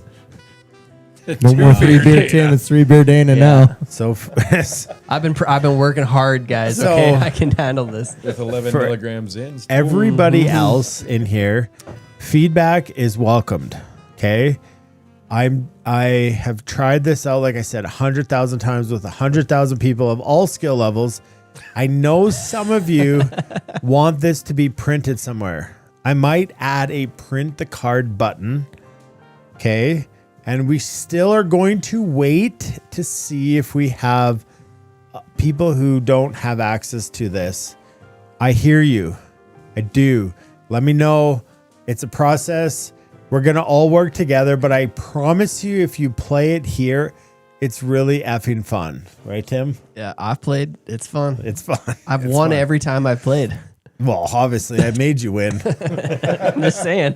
All right. We need to do some getting buggy with it. And it's just me and you guys. Some epic tunes. Because I keep those epic tunes for us. All right. The waltz worm. The sexy waltz worm. Turn all those other guys' microphones off. So it's just me and you and our CRT TV on the floor. And somewhat of a projector on the wall here. So the waltz worm, the sexy waltz worm, quite simply is a 2-ish material fly. I mean, if you count a bead and a hook as material, then it's 4, or thread, then it's 5. But there's not really a lot going on here. But the funny thing is Tim said this was one of the first flies that he ever fished. And it did so well for him. And I am going to be vulnerable. I've never fished this fly. I know, shoot me now. Everybody I talk to says this is such a great pattern, and I've never fished this fly. Maybe because it's very similar to a hare's ear, or maybe it's not, or maybe I'm just missing out, and I could be catching more fish if I tied on a waltz worm. So let's learn a little bit about what the waltz worm is. And well, as you can see, it's the nothing fly that catches everything. So that's what they tell me. So I think now I got to try to tie this fly on the end of my line and put it in the river or the lake or wherever these crazy folks that catch everything with it, and see if it works. You have a blanket on? Yeah, I wish you guys could see this right now because you would lose all respect. Okay, so got my card, just checking in. Tim, if you do see questions, let me know because I can't see through my... All right, I'll let you in. All right, now I'm back in. I'll let you know. I like the warm sound of your voice as you're all It's the blanket. cuddled up inside of a blanket This right is the now. first time I've ever been cold in the studio. It's good. It's good. I like It's it. good because you're drunk. Okay, the Walt's worm, the nothing fly that catches everything.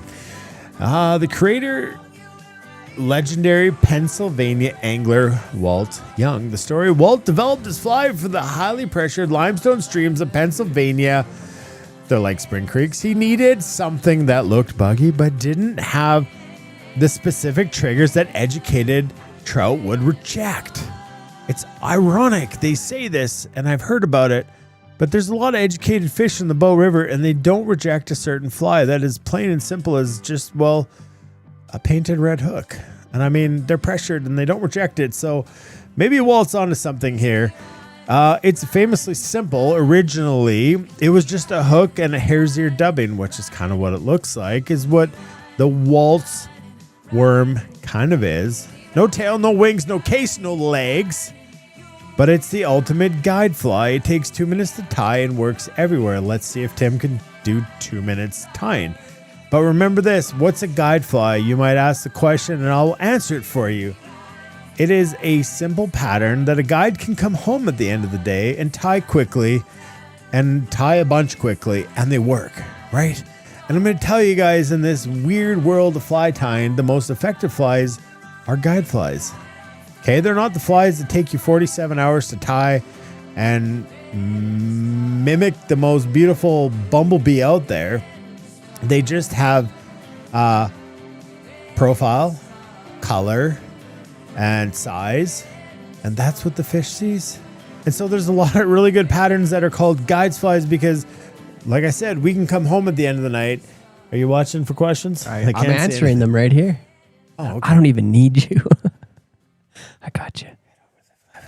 You should be able to do one, sister.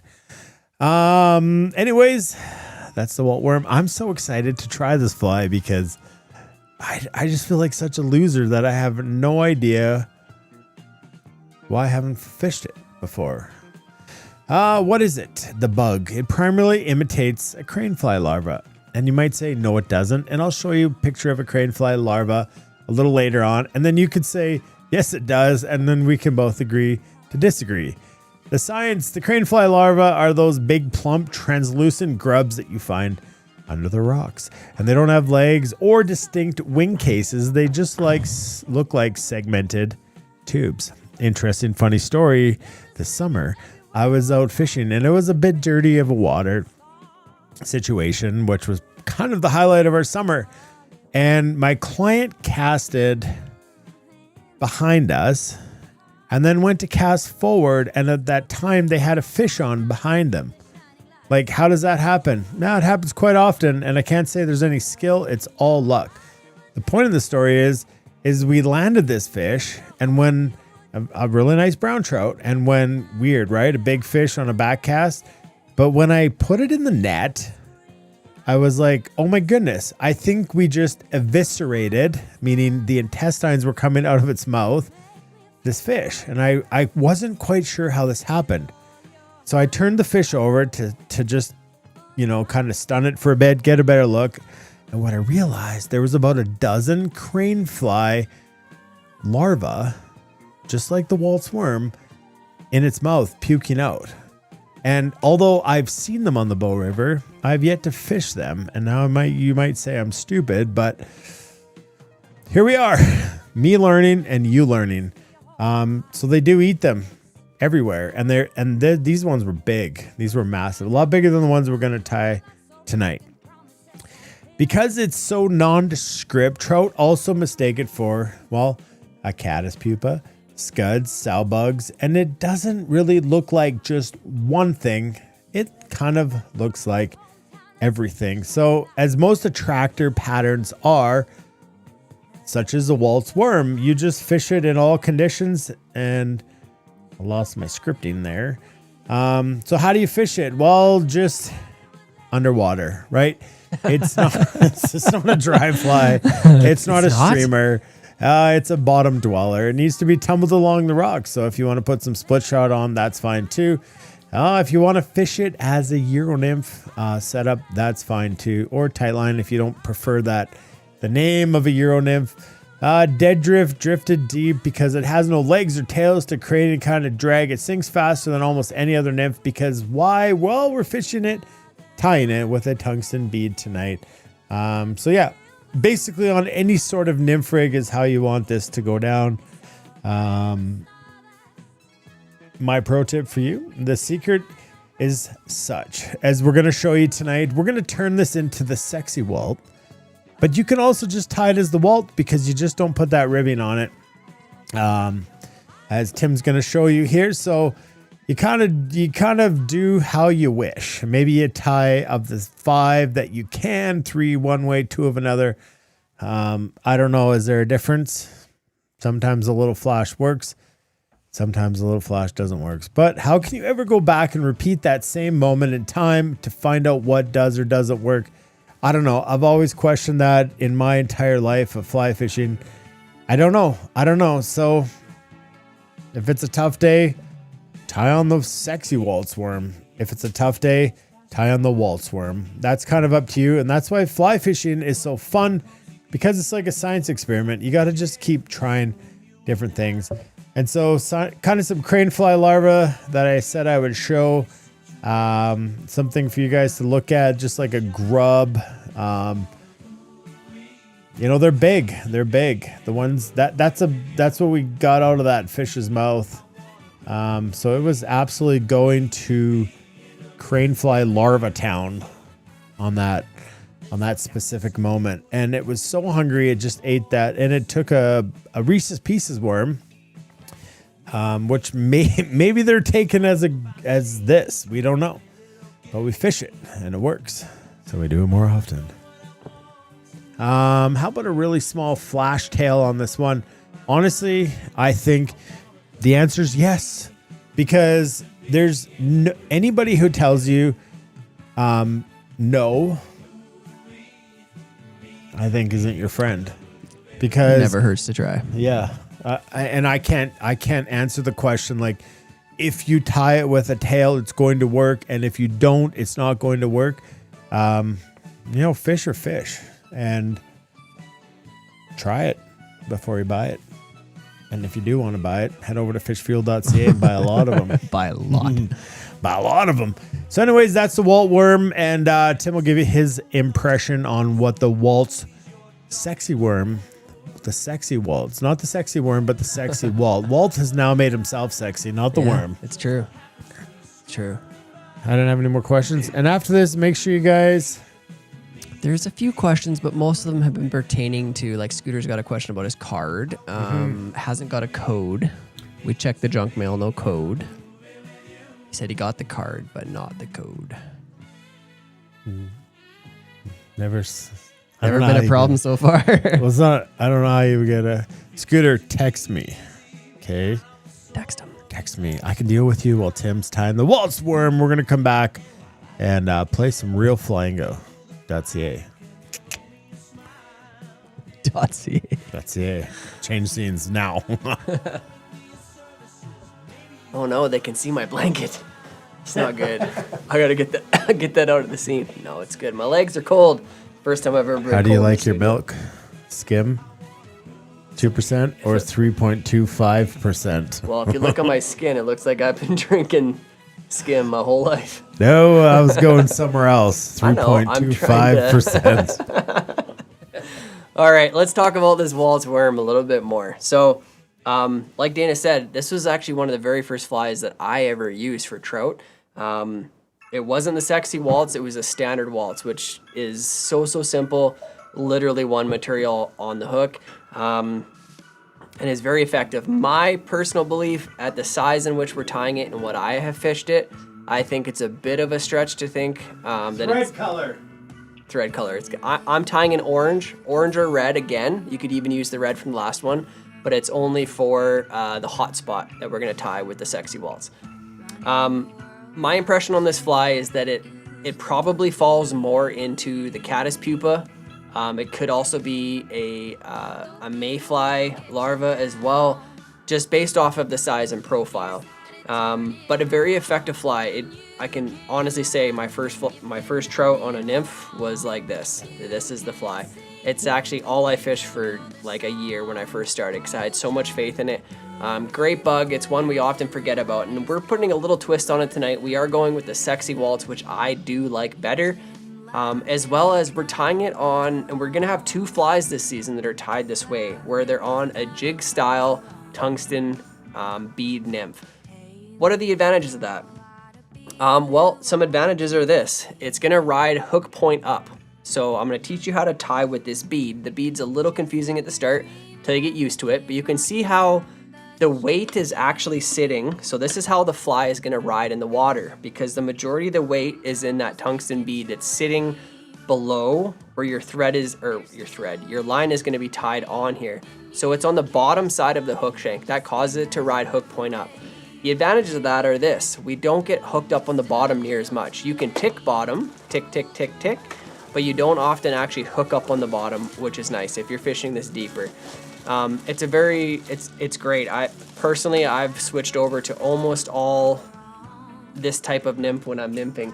And that isn't because I think it's better necessarily in every way, but it's nice in that if you're truly nymphing and not just fishing a dropper, that it doesn't hit bottom and stick to bottom all the time. It's a lot of false hook sets versus just being ticking the bottom here and there. But it is a very simple pattern, but very effective.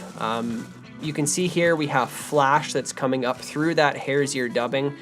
That wouldn't be there, and the orange collar wouldn't be there if we were tying the standard waltz worm. But being the Sexy Waltz is what we're gonna do. So we're gonna take you through that right now. Here's Mitchell's question. Mitchell Lilly, Dad tied them with a tail and they were hot this year. Yeah, that's, I believe it 100%. What are you showing me here? That's pretty much what it is. Yeah, very, very similar. So there's so many different nymphs that, and this is a great thing. If you do head over to fishfield.ca, you're gonna see a lot of the flies. And something that's neat about that website, guys, is these flies that are on there are truly guide tested and tweaked by us. We've used them and we've changed them and we've made them what we want them to be. But so many of these nymphs, I'm gonna set this aside and show you this one. So this is called a blowtorch. Very, very similar fly in a lot of regards, besides the color, right? CDC collar, this one's in black with an orange tail. The tail is so not irrelevant. I think that you could tie it with the tail or tie it without. But that's something about fly tying is often patterns bring you into this strict mindset where it has to be this way or that way. These are things to just try, and that's what I think. That blowtorch was the blowtorch a good fly this summer on the bow. Great, was actually a super good fly this year. I don't think there's any downside to tying that on, but this is why I think based off color, this is probably going more caddis and this is probably going more mayfly.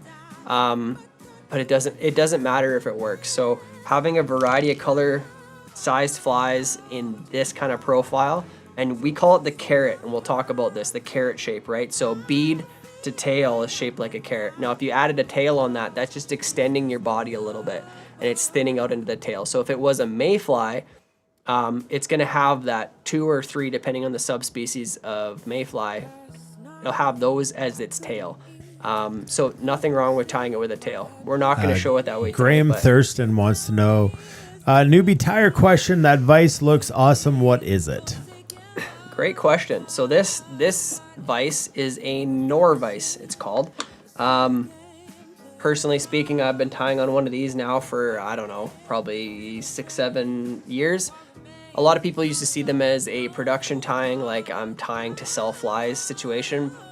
Trust me, if you're in the market to buy a new vise and you want to try one, this will change your opinion on tying in a way that you find enjoyable. Dana's like the biggest spokesperson for it because he hates tying, but it changes life a little bit. you know, like sometimes you don't want to talk about a product because, yeah. Go on. Well, let's just say Norm Norlander was the original Norvise creator, and that's when it was fantastic at the production level. You know, things have changed over there, and you know, trying to keep things in a positive light. A Norvise is a phenomenal vise, and now what you have to understand is it had a reputation for, we are a production vise. You buy a Norvise if you're a production commercial tire, and you don't buy it if you're anyone else. And the truth is not that. It is a fantastic vise, which you'll see throughout the season that Tim rarely spins it like we should, right? You should do that more. People have asked. What they say is like an inline rotary vise, meaning when you spin it, it stays in line with your thread or the hook shank. But it just the system. So, you know, that has the vise, and then it has what they call the arm over there on the far left side. The bobbin cradle. The bobbin cradle, and the Norvise auto bobbin. Okay, so it's kind of a system that all works together. And as you can see, one of the most frustrating things about tying flies is when you get too much thread away from your fly and your bobbin, and then you're trying to bring it back, and you gotta wind it all up with your other hand and get back. Well, with this auto bobbin, it automatically retracts back to your fly. And I've watched Tim do it 100,000 times, and like Tim was saying, the reason that I'm an advocate for it is like I just didn't enjoy tying until I got a Norvise, and then it just felt really fun again. Like it was just a complete system that other vices, which are also great, they just had a bit of a disconnect between the system part.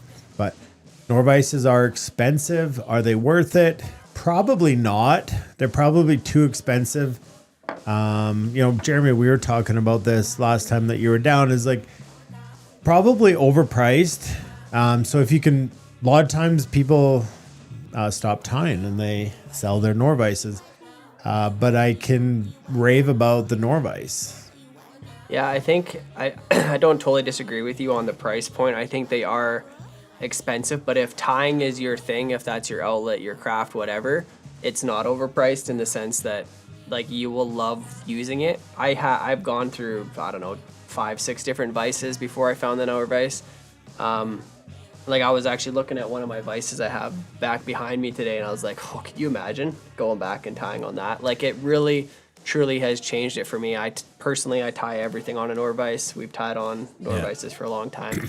It's not like they just work. They're just easy. It's fun, and it's not because of the commercial application. I saw Kelly Gallup talking about this, is how, you know, I don't know which one he uses. It's not a Norvise, but he talks about how his hand just fits on it, right? Yeah. And so that's a big thing. You got to ask yourself, like, you know, as a new fly tyer, you might not know, like, how does your hand fit? How does it work? I don't know, man. Norvise, as much as I don't want to say it, is great. So backstory, they used to sponsor the show. They don't anymore. They felt that there was no value for them to sponsor the show, which probably 60 people in here have Norvises because of watching Tim tie on it. So maybe there's a bit of bad blood, but the truth is it is a phenomenal vise. Yeah, as a product goes, the vise itself is really fantastic.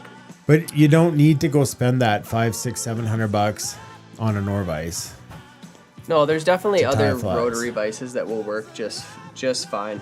When it comes to a vise, I've always said this, but they're the one and only thing. Dave Rutherford wants us to say $20 for the vise. Oh, $20. That's what he spent on his. That's what he spent on his, yeah.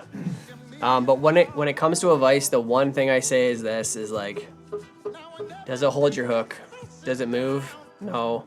The most frustrating thing is your first couple vices when you're kind of going budget in a sense, where this thing just like moves around constantly as you're trying to tie. It's very, very Well, frustrating. and your vice moves. Or your vice moves, yeah. I mean, a lot of it's preference. A really popular brand in vices is Regal. It's a great vice. It's a clamp style vice. People love it. I've had a couple of Regals. They're phenomenal. Really enjoyed them. But there is something about what we call the inline system of a vice where it's inline. Now it has a couple of different jaw systems. So this is like a midge jaw system for smaller flies. It's got the standard one. I'm tying on, this one is actually called the shank jaw, I think. Yep. It's my favorite jaw, but lots of options that you can also get in other Because vices rotate too, it and but you can see where the shank goes in, right? No, that was the other one. Which one has the groove in it? That's this one, yeah.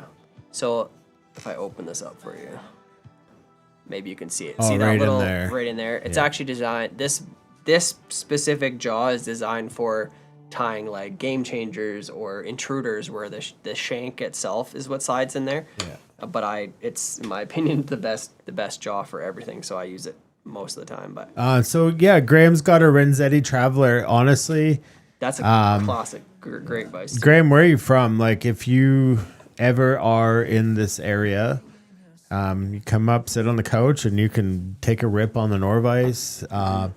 A lot of fly shops, well, very few fly shops sell Norvice. If they do sell a Norvice, they typically have one set up so that you could go in and try it out. I mean, it's unreal. It's just they're overpriced. Yeah. Fair. Yeah, they're expensive. Yeah. The auto bobbin is something that you can buy and you don't need a Norvice. So the curious, like the thing about this, the bobbin, like I'm actually probably a bigger advocate for the bobbin than I am the vice. And there are other auto bobbins. We have It's one. there, which is my favorite. And No. I personally, I don't like this bobbin. I've tried it, but I'm probably just so used to the Norvice bobbin. But the essential part of it is this: like I can pull thread. You'll see the spool pull. Okay, so I pull on my thread and it winds. Now when I bring it back in, it rewinds itself. Okay, so that the application there is that when I tie something, let's say I leave it here, it stays and I can pull it down and it just retracts itself back up. So you're never having to regather your thread. So I am a huge advocate for any type of auto bobbin. This one just happens to fit in my small hands quite well, and I'm very used to it. But there are It's other like a 3-inch auto bobbin. Yeah, 6-ish, I thought. 6, maybe 7. But this one is another, what is this one called? The fly tying enhancements. I don't even know what this one's called. But this one Dana really likes. Yeah, also so an auto bobbin. it's I think it's called the auto bobbin. Like, back up a bit, we can read that. Fly tying enhancements, Athic patented. No, it doesn't actually say on it, but Yeah, so that's the guy that patented the first actual auto. I think it's, let me look up here, but very, very Same interesting guy. yeah, they're out east. Yeah, It's the Ekic, so automatic bobbin, bobbin.com, automatic bobbin. And I bought that one, but it has a limit where that thing winds up and then you got to release it. Which you didn't. release it. You might have broke it. Here, teach you a thing or two. teach me a thing or two. And then you just got to you might have broke it. So it gets tension to a certain point, okay? And then you have to open it, release it, and then you come back. Now, what's magical about this one, okay, and I talked to this guy for probably 2 hours, is that this auto bobbin uses... It's the proper tension, right? No, for but the what thread. does it use? Just the spool. Your which is threaded nice. bobbins, your spools that you buy at the store. So a real downfall to the Norvice auto bobbin is that you have to spool up your thread on their spools. Okay. Now, when you go to the Uni factory, say this is I don't know, what is this? 240, 70 uni thread. What are they in 60? What, how they measure themselves? 70, 60. 140, 210. So say yeah. 70. So a weaker thread, thinner thread, and the tension at what it's put on this bob, they're all called bobbins. Like, what's this called? It's a spool. A spool. At the tension at what it's the threads put on the spool is the right tension to pull it off without breaking. Okay, so oftentimes why we break thread is because we put too much tension or we hold too tight with our bobbin, and so the thread breaks. It's not because we're pulling too tight with our wraps, it's because our hands in the bobbin are holding too tight. And now the reason they built this one and to use these thread holders, what are they calling it? A spool. Spool. Such a simple term. The spool is because of the science that went into wrapping the thread on the spool. So you should never break your thread because this tension is just what's on the spool. Whereas when you do an auto bobbin, you have to rewrap it on your own and you change the tension at what, say, like a 70 versus a 140 goes on. And so when you pull it off, it might be too much tension and it breaks. So I personally have fallen in love with this. Again, it's an expensive tool. And there's some quirks about it, but To each their own. You Rabbit find hole. What you like. Rabbit hole. Rabbit hole. but yeah, anyways, there's our 2 bits worth. Two And bits. Scott's worth. out. Scott's out. going to bed. Good night. Scott, we got the sexy Walt's worm. And okay, we'll tie a fly, and we'll play some fly and go. All right. Scott, you didn't want to miss fly and go anyways. Yeah, come on. All right, let's head over to our vise, guys. Let's work on this sexy waltz worm. Again, we're going to be using I'm going to be using orange UTC 70, so something a little bit smaller, but the reason being we're tying with that orange thread is so that we can leave this hot spot collar, which is often what we call if we leave a bright collar of some kind right behind the bead. So I'm going to go ahead and get this out of the vise. I'm going to go ahead and grab my next hook and my next bead. Now you're going to see this hook looks a little different. Okay, so our hook is got this downturned eye, and this is so that it properly fits the jig style bead that we're going to put on there. And this is a tungsten bead. And tungsten, if you don't know, tungsten is much heavier than a brass bead or a glass bead. It's going to sink a lot quicker, which to your advantage if you are fishing a nymph. Often you want it down as fast as possible. Now on the end of your bead, you have a small hole side, as well as you have this weird, let's see, I'm going to show it properly, slotted looking side, okay, like that. We want to put in we want to put the hook into the small hole side. So go ahead and get your hook into that. Then we kind of just need to rotate that bead.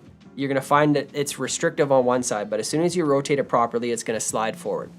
And I'll show you what that looks like if it's properly placed in here, because you do want the majority of the weight of that tungsten bead up, well, what looks up, but it's actually below the hook eye itself. So if I spin this once, it still will sit kind of below, but you can see it looks funny like that. We need to spin it so that it sits up like this.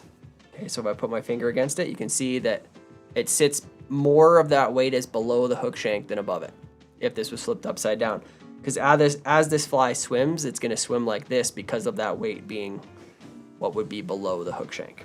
Okay, so you find that spot, you kind of set it up there. We're going to go to our thread right away. We're going to start our thread the same way we did last time by wrapping it up against itself. I'm going to start right behind the bead. I'm going to kind of slide it so it pushes that bead up against the eye. And I'm going to put some thread wraps forward up over my thread so that I know my thread is secure. I'm going to go in with my scissors, trim that out. Now to hold that bead where it is, like you could also use some lead-free wraps or lead wraps to add some extra weight to this. I don't really think you need to on this one, but what I do instead to hold that bead right up against the eyes, I'm just going to come and put wraps right up against the bead. And eventually that bead's going to stop moving and it's going to hold its position so that it's sitting like this. You see that slot up on top, or what would be the bottom of the fly. And then I'm going to start to work my thread back towards a bit of the middle, just laying a bit of a thread base here. Ren saying goodnight. Still up at 9:11. Good I night, mean, Ren. that was 2 hours ago. Good night, buddy. Love you too. Okay, next material we're going to come in here with is one of the only two materials we're using on this fly, and that is going to be this flash material. Now, this isn't crystal flash. This is a flat flash. Okay, sometimes this comes on spools, or you can get it in the long strands, but this is what it looks like. It's just in pearl color. We're going to tie this in on the near side of the fly. So I'm going to come in here just at the very end. I'm going to leave a little bit of extra tag so that when I gather this, I can pull it to the proper length. I'm going to put a wrap over top of it. Then you can't see it because it's hidden behind the bead, but I'm going to pull that back a little bit so that it's right behind the bead. And then I'm going to start taking some thread wraps while holding it on the near side of the fly. And I'm just going to take this all the way back to just on top of the hook bend. Now, we don't have that barb on this. It's a barbless hook, so it doesn't really tell us where the barb is, but I'm going to stop it before it goes down over the bend of the hook. Okay, that's where I want to leave it. Now, the next thing we're going to come in here with is our rabbit fur dubbing. Looks just like this. Same thing we would tie a hare's ear with. You got lots of it in your kit, more than tying 5 flies worth, probably about 30 or 40 of them. I'm going to come in here and I'm going to take a pinch off. Now, this is the first time this season we're going to be building a dubbing loop, we call it. So we have dubbing noodles and we have dubbing loop, and I lied to you, it's not a loop, it's a noodle. So we're going to come in here, I'm going to grab a pinch of it in my fingers like this. You can see I have some in there. I'm going to pull a little bit of extra thread off my bobbin, okay? And I might as well just say it because you're going to get into it, but this is in One Direction. One Direction. Because it's my favorite band. We're going to come in here and we're going to move our fingers over the thread, spinning that in one direction. Okay? I'm going to spin that till it makes a nice little tight rope. Okay, so it looks like that. All I've done is gone in here and spun it with my fingers like that. Now, that's not enough. I want to make about a 3-inch dubbing noodle. So I'm going to come in here, grab some more. Sometimes even a simple lick on your fingers will help tighten that rope up. This is a very buggy looking fiber, which is one of the reasons this bug looks so good at the end, is because it is what we would call very buggy, meaning lots of kind of little burrs sticking off of it. I'm gonna come in here, continue this noodle, make it nice and tight, and this is what we're gonna be wrapping forward to create the body of the fly. And if you remembered a little earlier, I spoke of the carrot shape, meaning we want to create a taper on the fly. So bodies on these aquatic insects often start thinner at the back and work their way forward towards the bead, growing in size. So I'm gonna start wrapping right back where I left my thread. And I'm gonna, once I get like a full wrap of full material, then I'm gonna start wrapping forward. And I want this to grow in size. So if I have to like double wrap in the same place to get that growth to happen, then that's what I'm gonna do. I'm gonna keep wrapping. This is it's unformidable. Anyways, your manicures are noticed by Tom Pape, who we've Thanks, also buddy. Look at this. acknowledged. We've also acknowledged his fine taste in things. So I mean, Fine taste in things.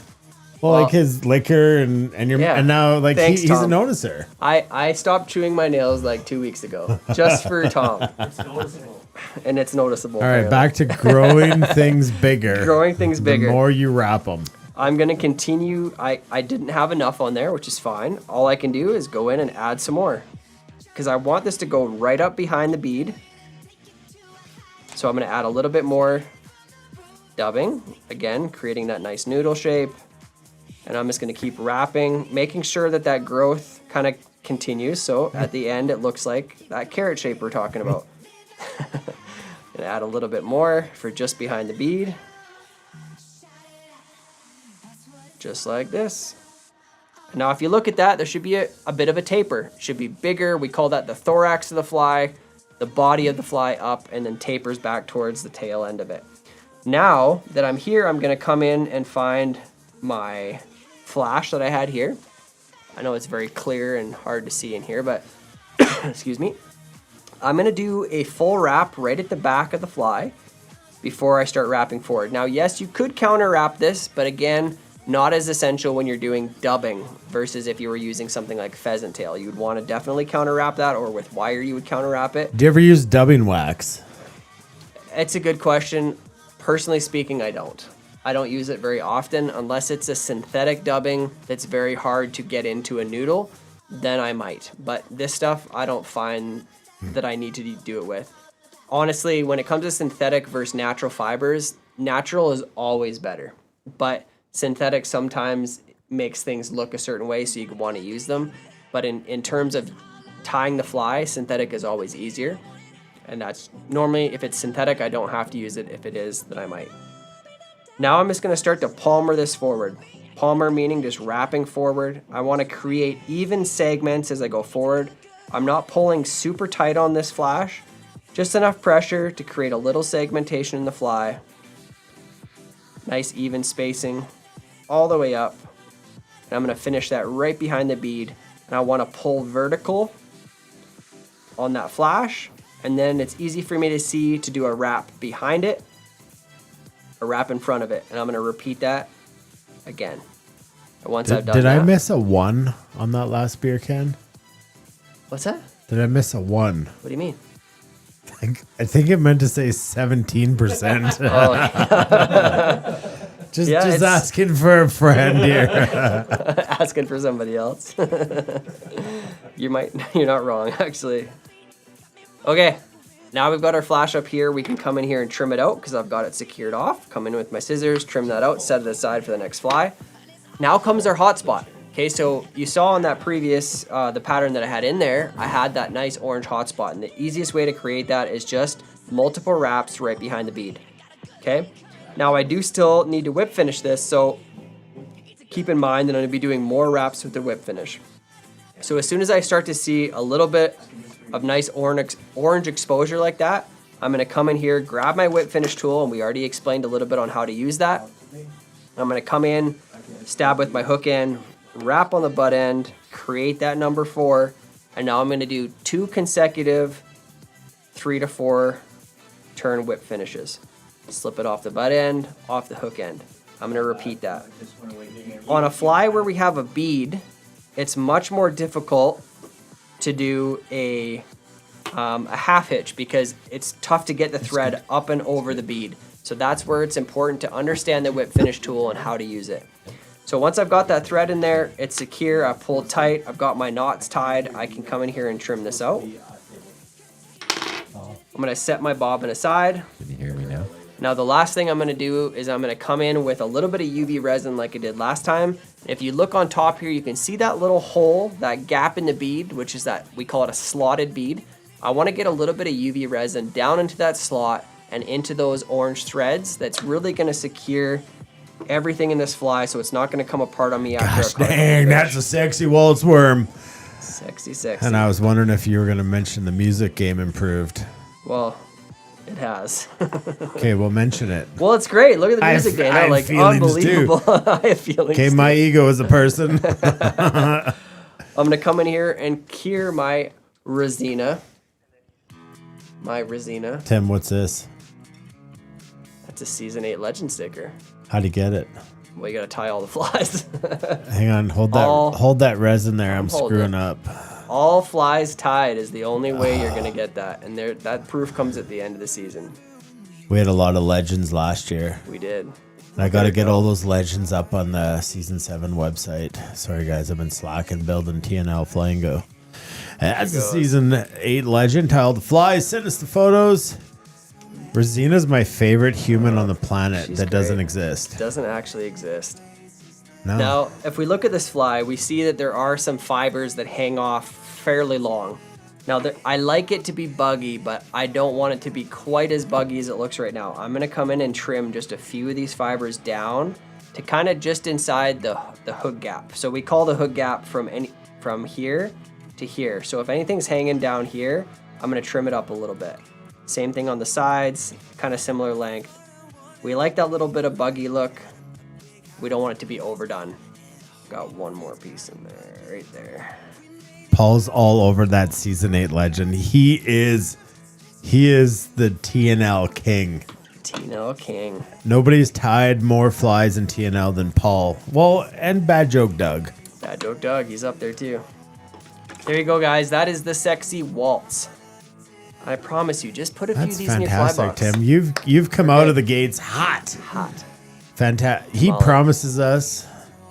I promise results with this fly. I do promise that. I'm excited. Why have you never used it with me? I don't know. It's almost a forgotten Yeah. essential. You Some know of the what's- oldies.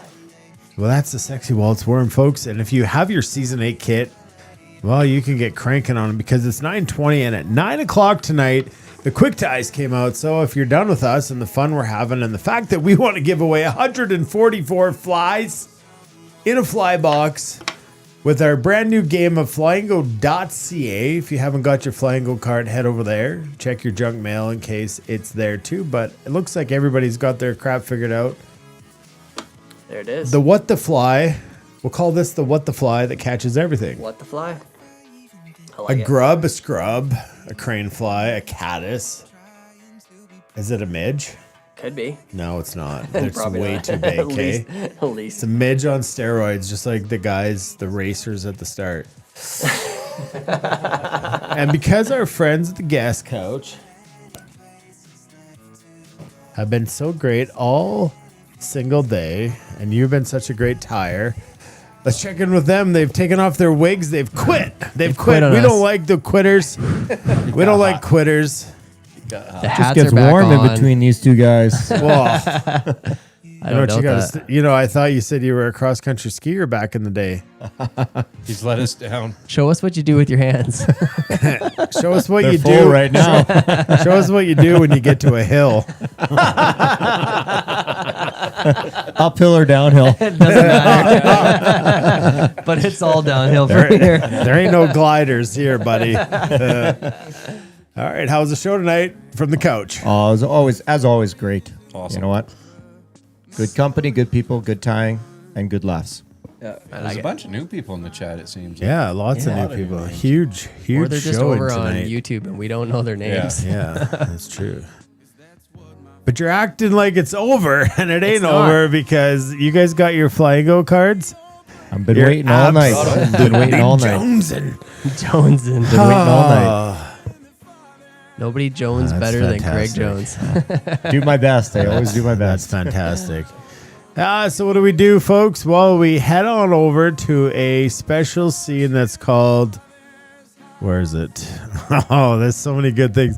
There's so much build-up for this moment. And, well, quite simply, it's called Flyingo Time. So if you don't... Well, you're going to see it on this scene over here. I was look at going to that. make a new song, and I forgot. Remember I said that? You did say this, And yeah. I got busy drinking 17% beer. And we were going to try a third beer, but I checked in with myself and I said, not tonight, Bob. We're going to cancel that, please. Okay, good. That one was the strongest of the season. That's what we need. Everyone else, do you need another one, Jeremy? I got some down here. I've got got this my green stash. one. There's half of the green one left. Sure, I'll take it. That green one was something. There it is. There you go. These guys from Red Deer are a different breed. Different breed, different palette. Yeah. So it's self-explanatory. The current fly is waiting. I'm waiting too. I want to know how many people are playing the game of Flyingo. There's three on the I couch, can so let's check get over it here. going. Holy jeez, Louise. Holy Jesus, We've Louise. got 134 players right now, Woo-wee. folks. So, And it hasn't crashed yet. Look at and, it go. and the system hasn't crashed, and hopefully everybody. We got some names like Scotty Hottie, Bugs, Pauly D, Hawkman, Geo, Mike D, Hopalong, TNL. Well, that's me. Fly Fisher 54. And then what I worried about was my inability to see the rest of the names, and I have to figure out how to make that bigger because it shows me everybody that's played, and the numbers keep on growing because a lot more people are actively playing than have got cards. So, well, it's growing. It's growing. This is really fun to see. It's really fun to see on my end what's happening here. The numbers keep on growing. So before we start to play, because this is so interactive and quick, we're just going to let people keep growing. So see if we have any questions. We want to shout out to our friends at Fish Pond. If you do have your Flyingo game open on your screen right there. At the top, you're going to see a little fish pond logo. Click on it. It's not going to delete your card. It's just going to take you to a page that I really want everyone to check out right now. It helps us, it helps you, and it helps them. Check out our friends at Fish Pond. Now click on that picture at the top. I just need to make sure all this stuff is working interactively as hoped for. Are you out of your beer? I'm out, yeah. You're not sharing. Weirdly, I could drink a bit more, but... No, I know, but I can't. Jeremy's over here handing beers. That's weird. This one just filled itself right up. Good for you. We're not going to try 3 beer because we're trying 2 beer. Yeah, when you hit a good one, you just don't want to. You don't want to This disappoint one yourself. is like, it's not like creamsicle, but it's definitely... What do you do? Chair? No, you said no. No, just a little bit. Hand me the can. I wish I could help you out, Timothy, but no. What a dick. Hey, where did the couch guys go? They're supposed to be still here. here. Oh, they're there. Oh, that's Well, it's zoomed 2 in. of them. Why is that so zoomed in? The Red Deer guys are just Looking guys in the coach.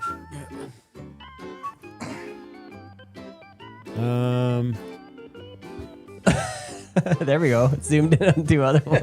You got 2 or 2? I'm lost for words here. I'm lost. Maybe Well, just Jeremy, keep thanks clicking. for coming out. I actually lost for words right now. What I can do with this is make it bigger. Nothing changes. Andy, the name of the good beer tonight was Tropical Pyramid Hazy IPA. It looks just like That this. didn't taste anything like an IPA. No. Why No. is it? Why are they missing? I don't know. 17% beer, maybe? I don't know. The numbers are growing. The numbers are growing. We're gonna keep growing. Sean Watson is confused on to how to get the card. Flyingo.ca. Okay, Sean, flyingo.ca, and you're going to enter your email. This is why we're going to just take a little bit of time here. Enough And time to hand me then that whatever beer. email you can access and check what? Enough time to hand me that beer? No, we're not taking that Hand me your long. cup. I'll choose what you get. Okay. No, your cup. Oh, sorry. Yeah. What a stingy guy. I don't need a lot. Just a sip. Was the That's mayor good. here tonight? You see the mayor? No. What do you need, what? Ken? Where's the mayor? Mayor was here tonight. Oh, was yeah. he? Well, we've just forced him to use one of his apparatuses as a flyingo thing. Yeah, he's gone. Yeah. Guys, why is this not? Let's we go got? like this. Let's delete this one. Things might go south here. Bring out Rosina. Let's complicate things. Okay, this is me, and it's a full screen. Well, let's switch it to you guys. Hey, there we go. There it goes. Everything is easy.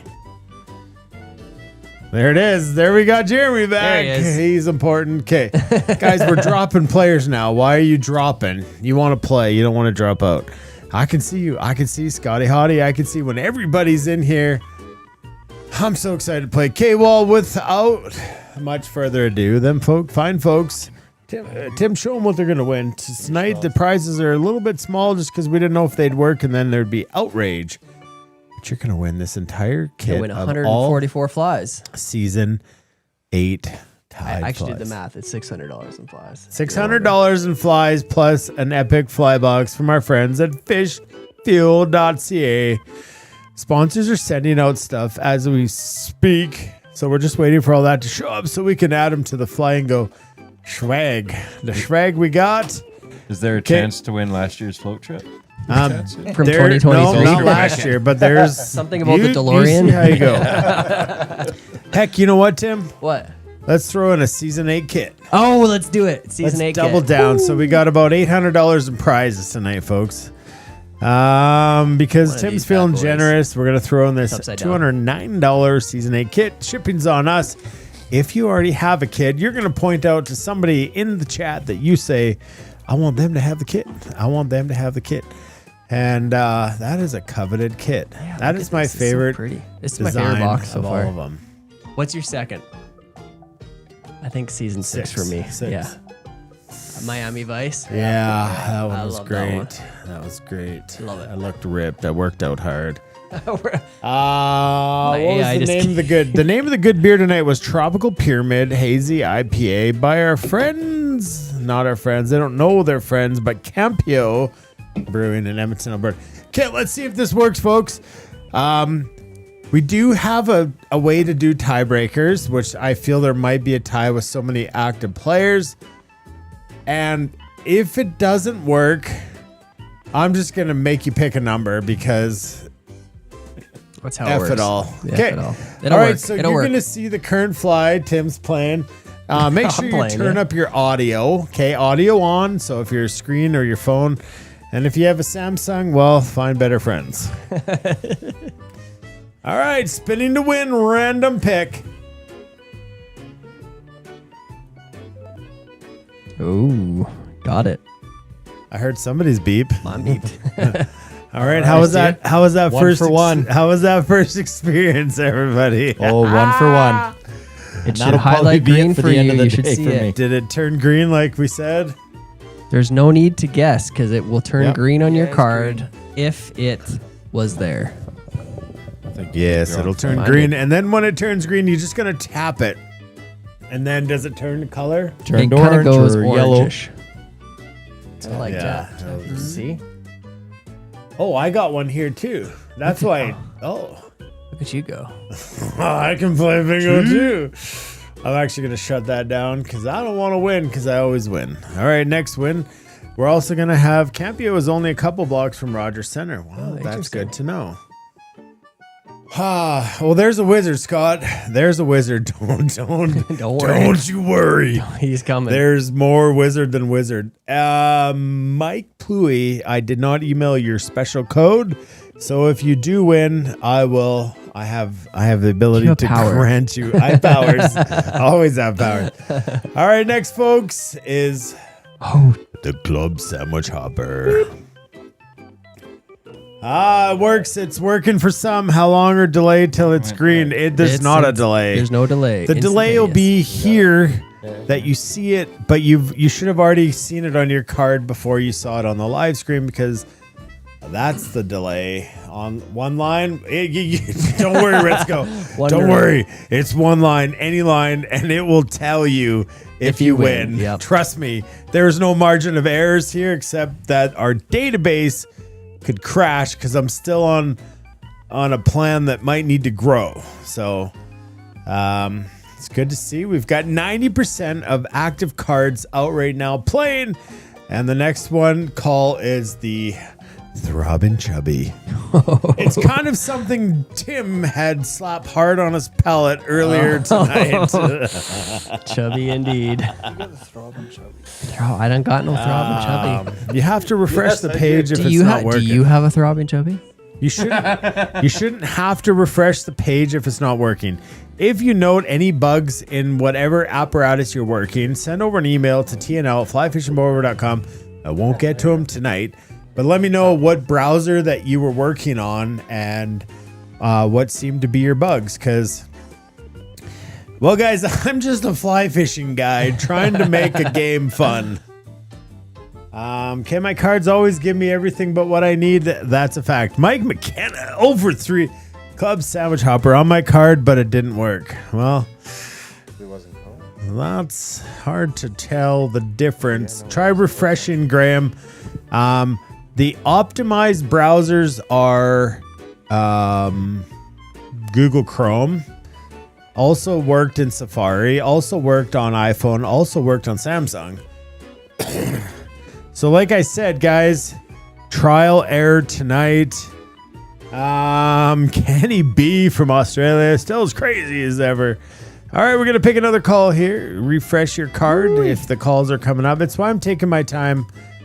Just working through the bugs. Refreshed and it worked. You Okay, shut your face. Graham, let me know what browser you're working on because it shouldn't need to be refreshed. They said it worked. It should just call in. But sometimes some browsers will block my host from listening to what your card or vice versa is receiving. So, yeah, we'll just take our time, and if you got to refresh it, you got to refresh it. Joel seems to be having the same issue, which is good to know. So we're about a 95% ratio of cards out to players playing, and that number keeps growing, which is pretty awesome to see. Well, it seems like it's working for most people. Yep. Mine's working. All right. I got no lines in form, though.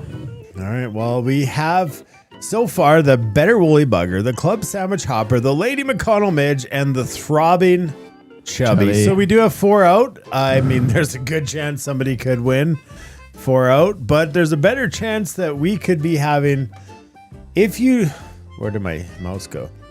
If you do win, I'm going to encourage you to not hit the claim button quite yet. Like, give it a beat, like 10, 15 seconds, and enjoy the sounds. Enjoy the song. All right, next call's coming up right now, and it's the... Oh, I heard somebody get it. I got it. Woolly Sculpin. Woolly Sculpin.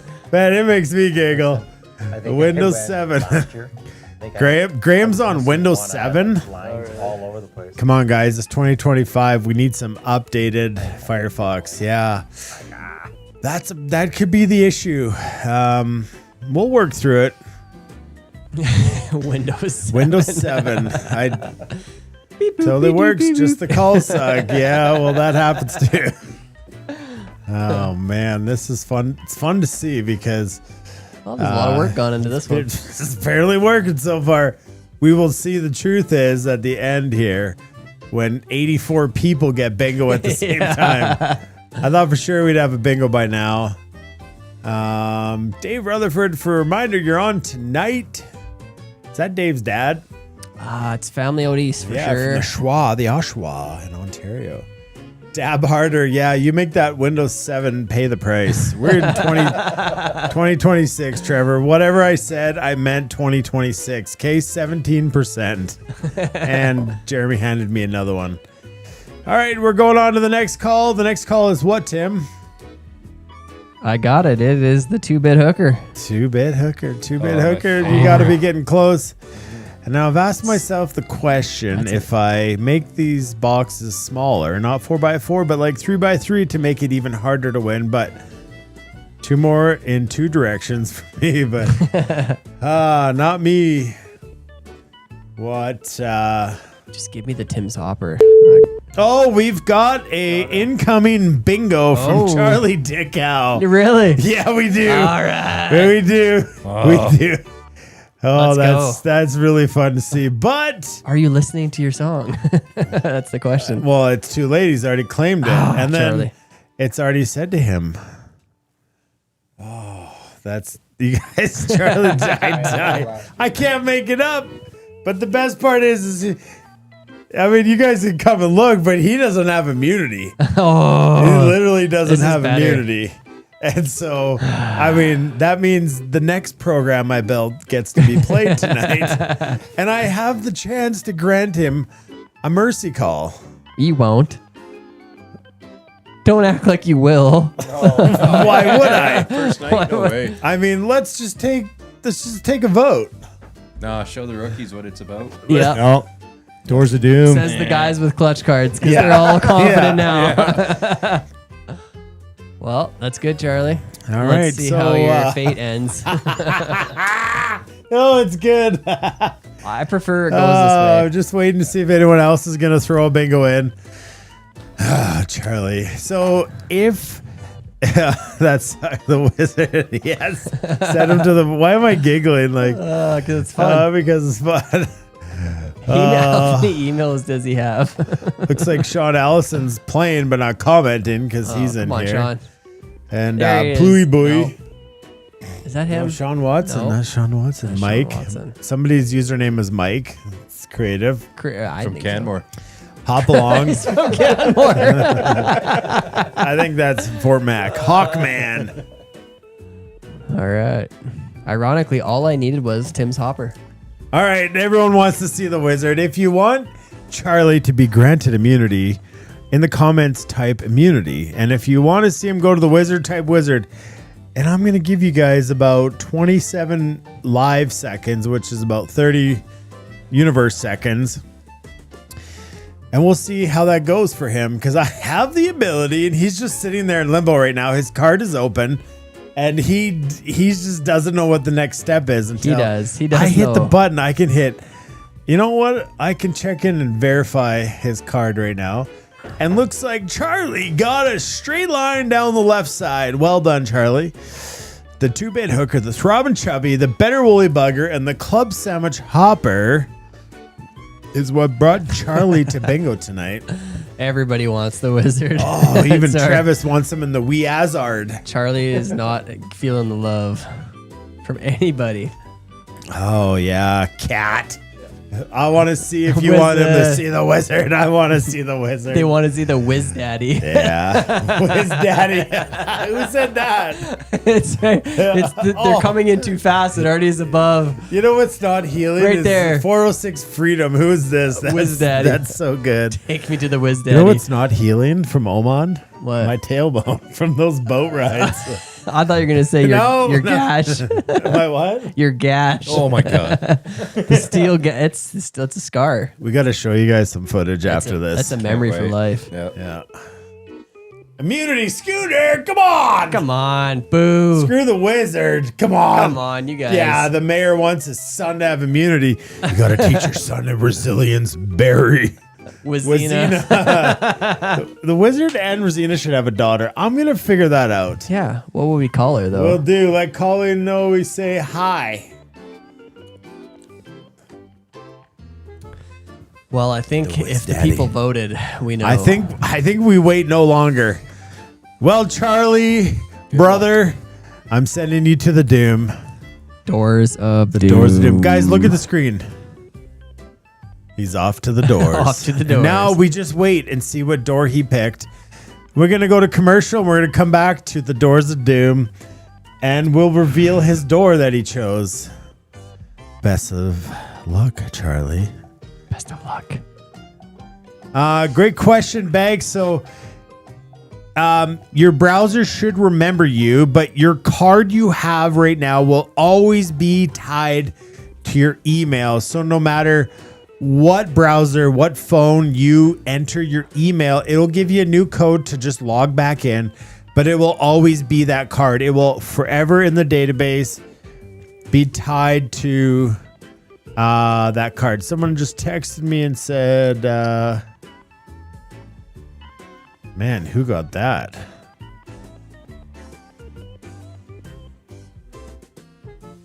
What's that? I don't know. Somebody's on some weird website here. They're asking if this is right. I'm like, yeah, you missed out. They're on the. It's just flyandgo.ca. No, Yeah. Ritzco's not on flyandgo.ca or whoever. Whatever. It's flyandgo.ca. It's easy. You just go to flyandgo.ca. We're off to see the wizard. We're just waiting for Charlie to pick his door. Gotta All pick right, it. door number Oh, 6 has pick been number selected. 6. We have received, and right now, he is receiving a haunting message from the wizard From the himself. wizard. So we're gonna thank our sponsors one more time, and then we're gonna ruin Charlie's life with door number 6. I don't know. Maybe we make his world, but stay tuned because this is something really fun for the longest show in history for the 2 shortest flies ever. Probably has something to do with a 17% beer. Innovation is in our DNA here at Fish Pond, and this year we're raising the bar. From the brand new Storm Shadow line with industry first weather resistance to new Nomad neck models crafted for any application. Built for every mile, the entire line is crafted for the rugged demands of adventure travel to the ease of everyday angling.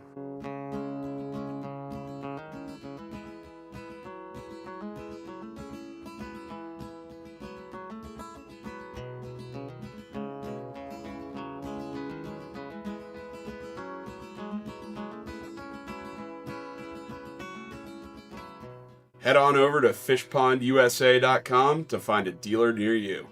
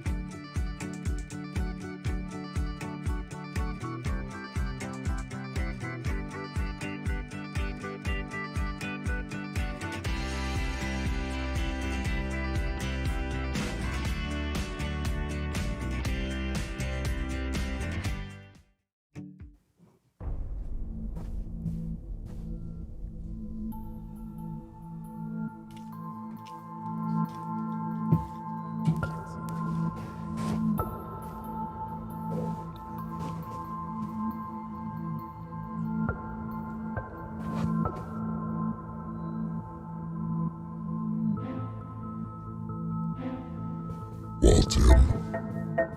Yes, oh my gosh, he did it to me. You see, our friend Charlie didn't buy himself an immunity card. It's because it's not free. And now he sits here with an evolution of the Doors of Doom. This looks new. I know, it is new, and the wizard is absolutely pissed. Nobody likes a pissed wizard. No, nobody likes a piss wizard. I'm gonna be pissing lots later because of this. 17% wizard.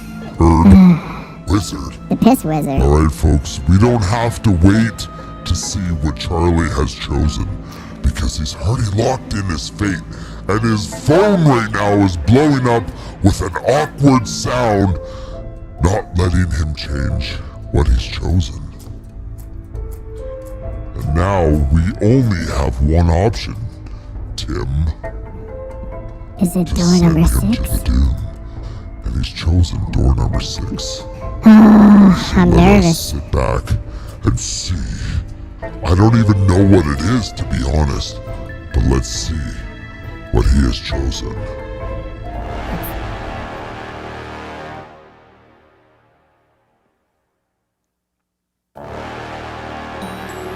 You went to the door.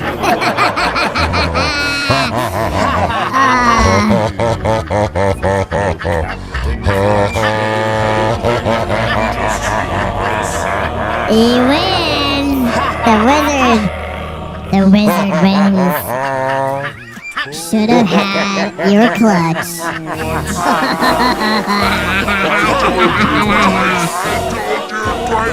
Doors of doom.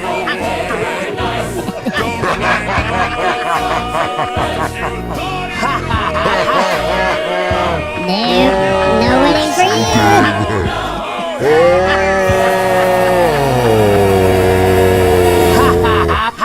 In a darker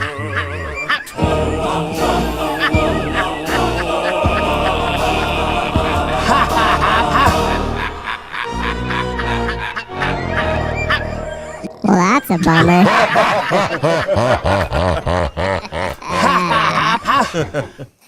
Well, that's too bad. $50, man. Charlie. Yep, $50. Oh, is that not fun? Oh, that's good. That's a good time. Well done. That was. I've never had more fun, Yeah, that's to be honest. hard not to have that much fun. 17% fun. Well, better luck next time. Hopefully that wasn't your only chance of the season. Because it's normally right about now they consider the Captain Clutch sticker. Everyone have a good week. Don't leave yet. This is the best part of the show coming up. Oh, it's way past my bedtime. That's true. Oh, Charlie. It's too bad, Charlie. It's so sad. I'm not sad because I wanted to experience that with I him. know. But past that, I just have way too much fun, and it all working out. messing up people's lives. I mean, it's funny. It is funny. Go get your clutch stickers now. All right, folks. So the best part of the show, at 2 hours and 50 minutes in, is what we call What's Your Win? And our friends over at Mountain View Benefits have wanted to be a big sponsor of this part of the show because it is one of the most powerful, fun reasons why the whole TNL fam kind of gets together, hangs out, and it's what separates us from the other guys. Yeah. So yeah, Tim, what happens on this part of the show? Yeah, well, we say it's our favorite part of the show because it is what is important now. That's what WIN stands for. This has been an ever-evolving thing over the years, but we always finish our show with this. This is where you're going to drop in the comments, and we will go back and read over them after we all kind of give our wins for the week.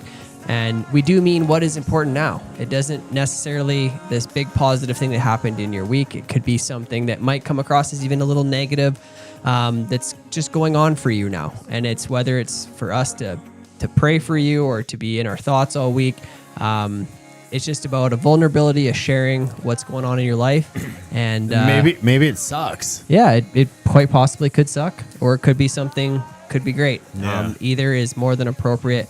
But we're going to go through the couch guys. We're going to talk about what their wins are, me and Dana, and we encourage you to drop them in the comments. This is kind of the vulnerable part of the show, and where the community really comes into play. We're here for you. We want to be here for you. 100%. And the only way to be here for you is to know what's going on and to have you in our thoughts. So Yeah. Go ahead and drop them in Yeah. there. 100%. Favorite part of the show? Maybe it's the most serious part of the show. I don't know. But I think the wizard was pretty serious. So, yeah. So we'll start off here on the couch, guys, and we'll go Ken, Craig, Jeremy, sharing your wins. First win of the season. I mean, I get to hang out on the first night on the couch, seeing all the new people. That's a huge win. Of course, Christmas and New Year's, but that's an easy given, right? Just being able to hang out with the family for the last week and having week off, getting to reset everything was just amazing. You know, so time slows down, get to take time with the family and do the things that you really want to do and rejuvenate for the new year and get back to work. back to work. Another thing I want to shout out to one of my hockey players, Otis. Phil is his dad. They bought a new kit this year, and Otis, being the 8-year-old, is probably going to tie more than his dad for sure.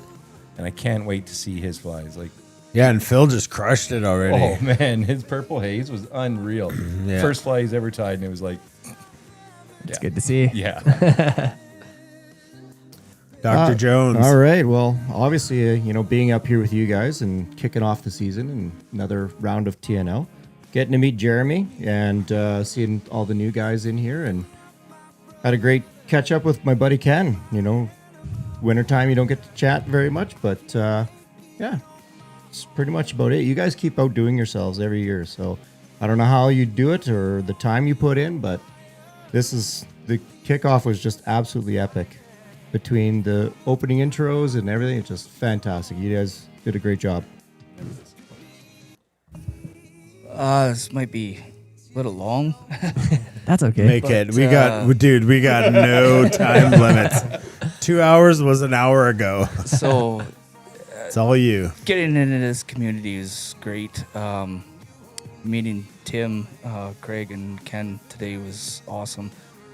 But a real big win this week for me is my brother's been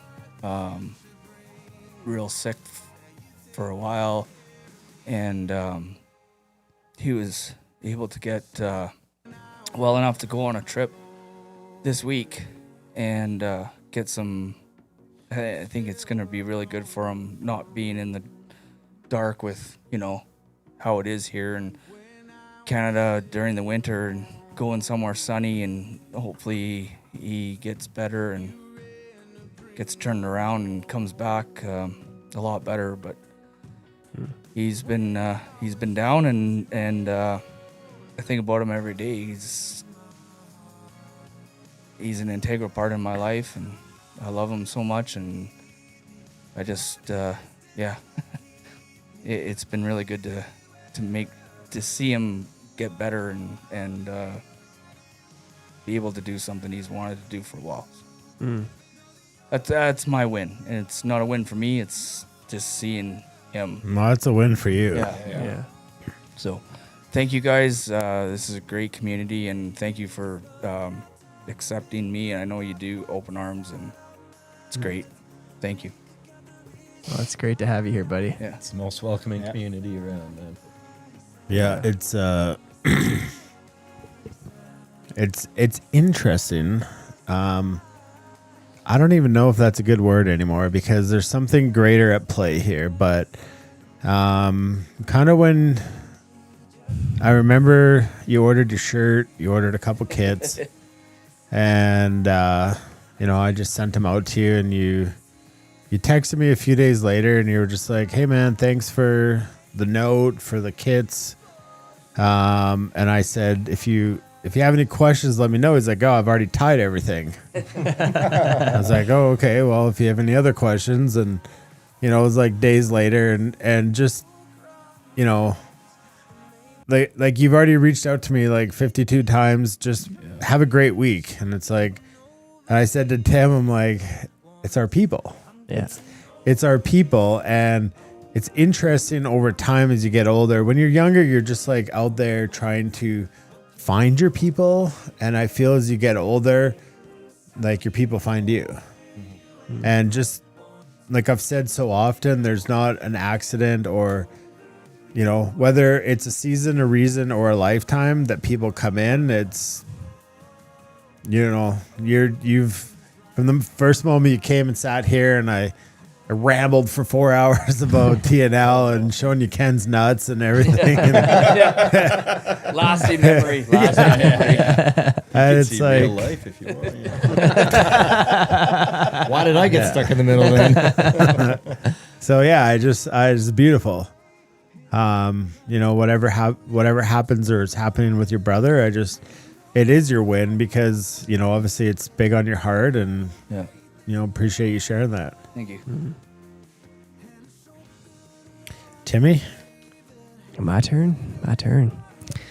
Oh, what is my win? Well, I'm going to reverberate a little bit of what the guys have already kind of said. It's been, you know, this time of year for me is through Christmas, New Year's, and the beginning of TNL. It actually kind of felt weird. We started TNL like it felt like a week later, just where the holidays went and everything. Yeah. But I cherish people above all else. Gifts are great, all that's great, but it's time with my people. And so you know, being able to come down here, spend the day with my best friend, and to hang out with these guys who show up.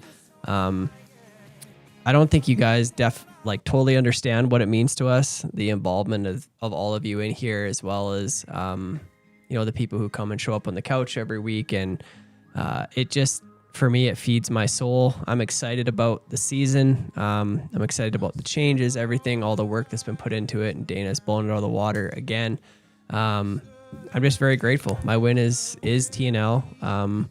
I think this time of year, especially for us, when we're not necessarily as busy as we are in other times of the year, like you have to have something to hold on to.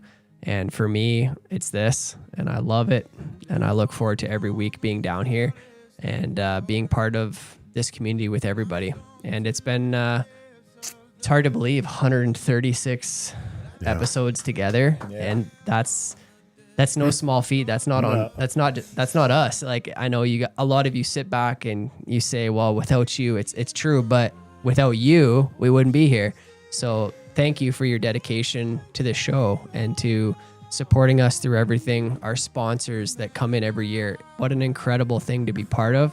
And we're grateful because it only feeds the community. And that's what is lost in this sport, I guess you could say, a lot of the time, is community. True.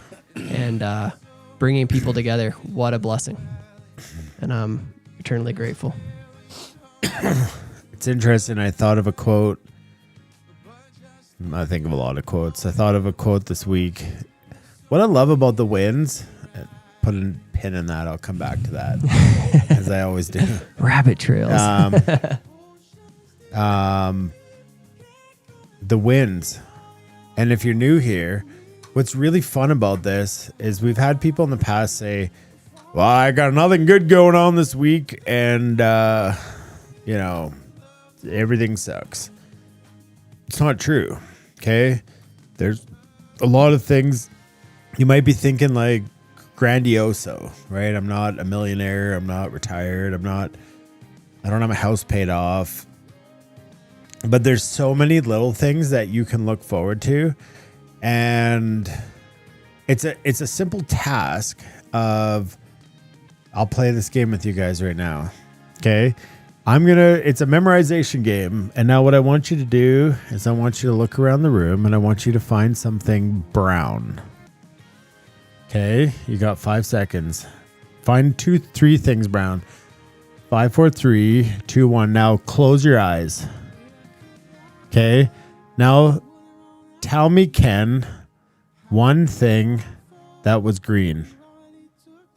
Yeah, you can't, right? Because the truth is, you were looking for brown. Yeah. And the point of that is when your life is focused on, you know, shit and everything's negative and everything sucks, you're not going to find the green things, which are that really crappy beer sitting right in front of you, which is the weird color of the clock over there, which is the vise of Tim over there, which is somewhat the color of the can, the phone, which is, somewhere in this room is a lot of American $100 bills, and they're all green. And so the point of that is the reason for the wins is that we go out every single week, and I know we've talked about this, is I'm looking all week like, what's my win? What's my win going to be? What can I bring back to the group and share? And so that's why this experience or experiment or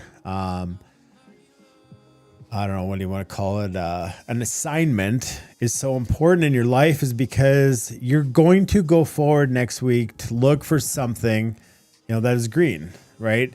But when you're so focused on the negativity of things, that is where your life is going to reside. And so I'm encouraging you now, because we're going to share all your guys' win, even Charlie's who popped up there and he lost to the Wizard, is what are we going to share with the group next week, right? Because... and it goes back to this quote that I started this conversation with is, how does the quote go? You've never truly done something for somebody unless you've done something for somebody who can never repay you. Right? And I just look around this room and it's like the commitment that everybody has done to TNL. For what? Right? What do we get out of it? We get each other. All the people who we watch through here when we talk about Tom and his fancy drinks, and he's been here forever, the long list of people who have believed in TNL since that tiny little brown box. And it's like, it inspires me to sit here for 472 hours and try to build the Flamingo game. That's a more fun experience for all of us. And this is what my point is that we all encourage each other to do something a little better. Whether Tim sits at home and says, I got to learn how to tie this fly, which is really easy, better, so that a new guy tonight can tie the fly better. Or I sit here and think I got to make better music because people are making fun of my music. It's like we're all inspiring each other, right? I want to show up better for Ken. I want to show up better for Jeremy. I want to show up better for Craig.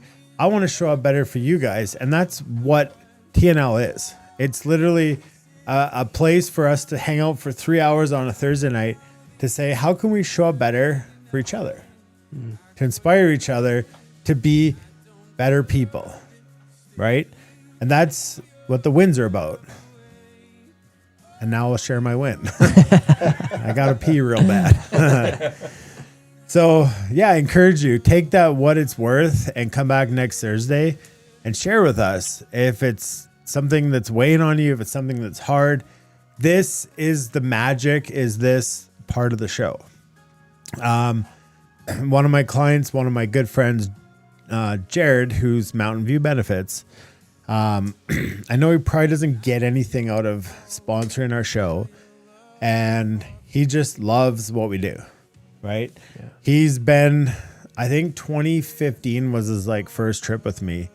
And I don't know why, he just keeps, I'm not saying I'm a bad person, but it's from the beginning, he just keeps booking trips. And this year he caught the largest fish I've ever seen on the Bow River, and an absolute dinosaur. And we shared a moment on the bank.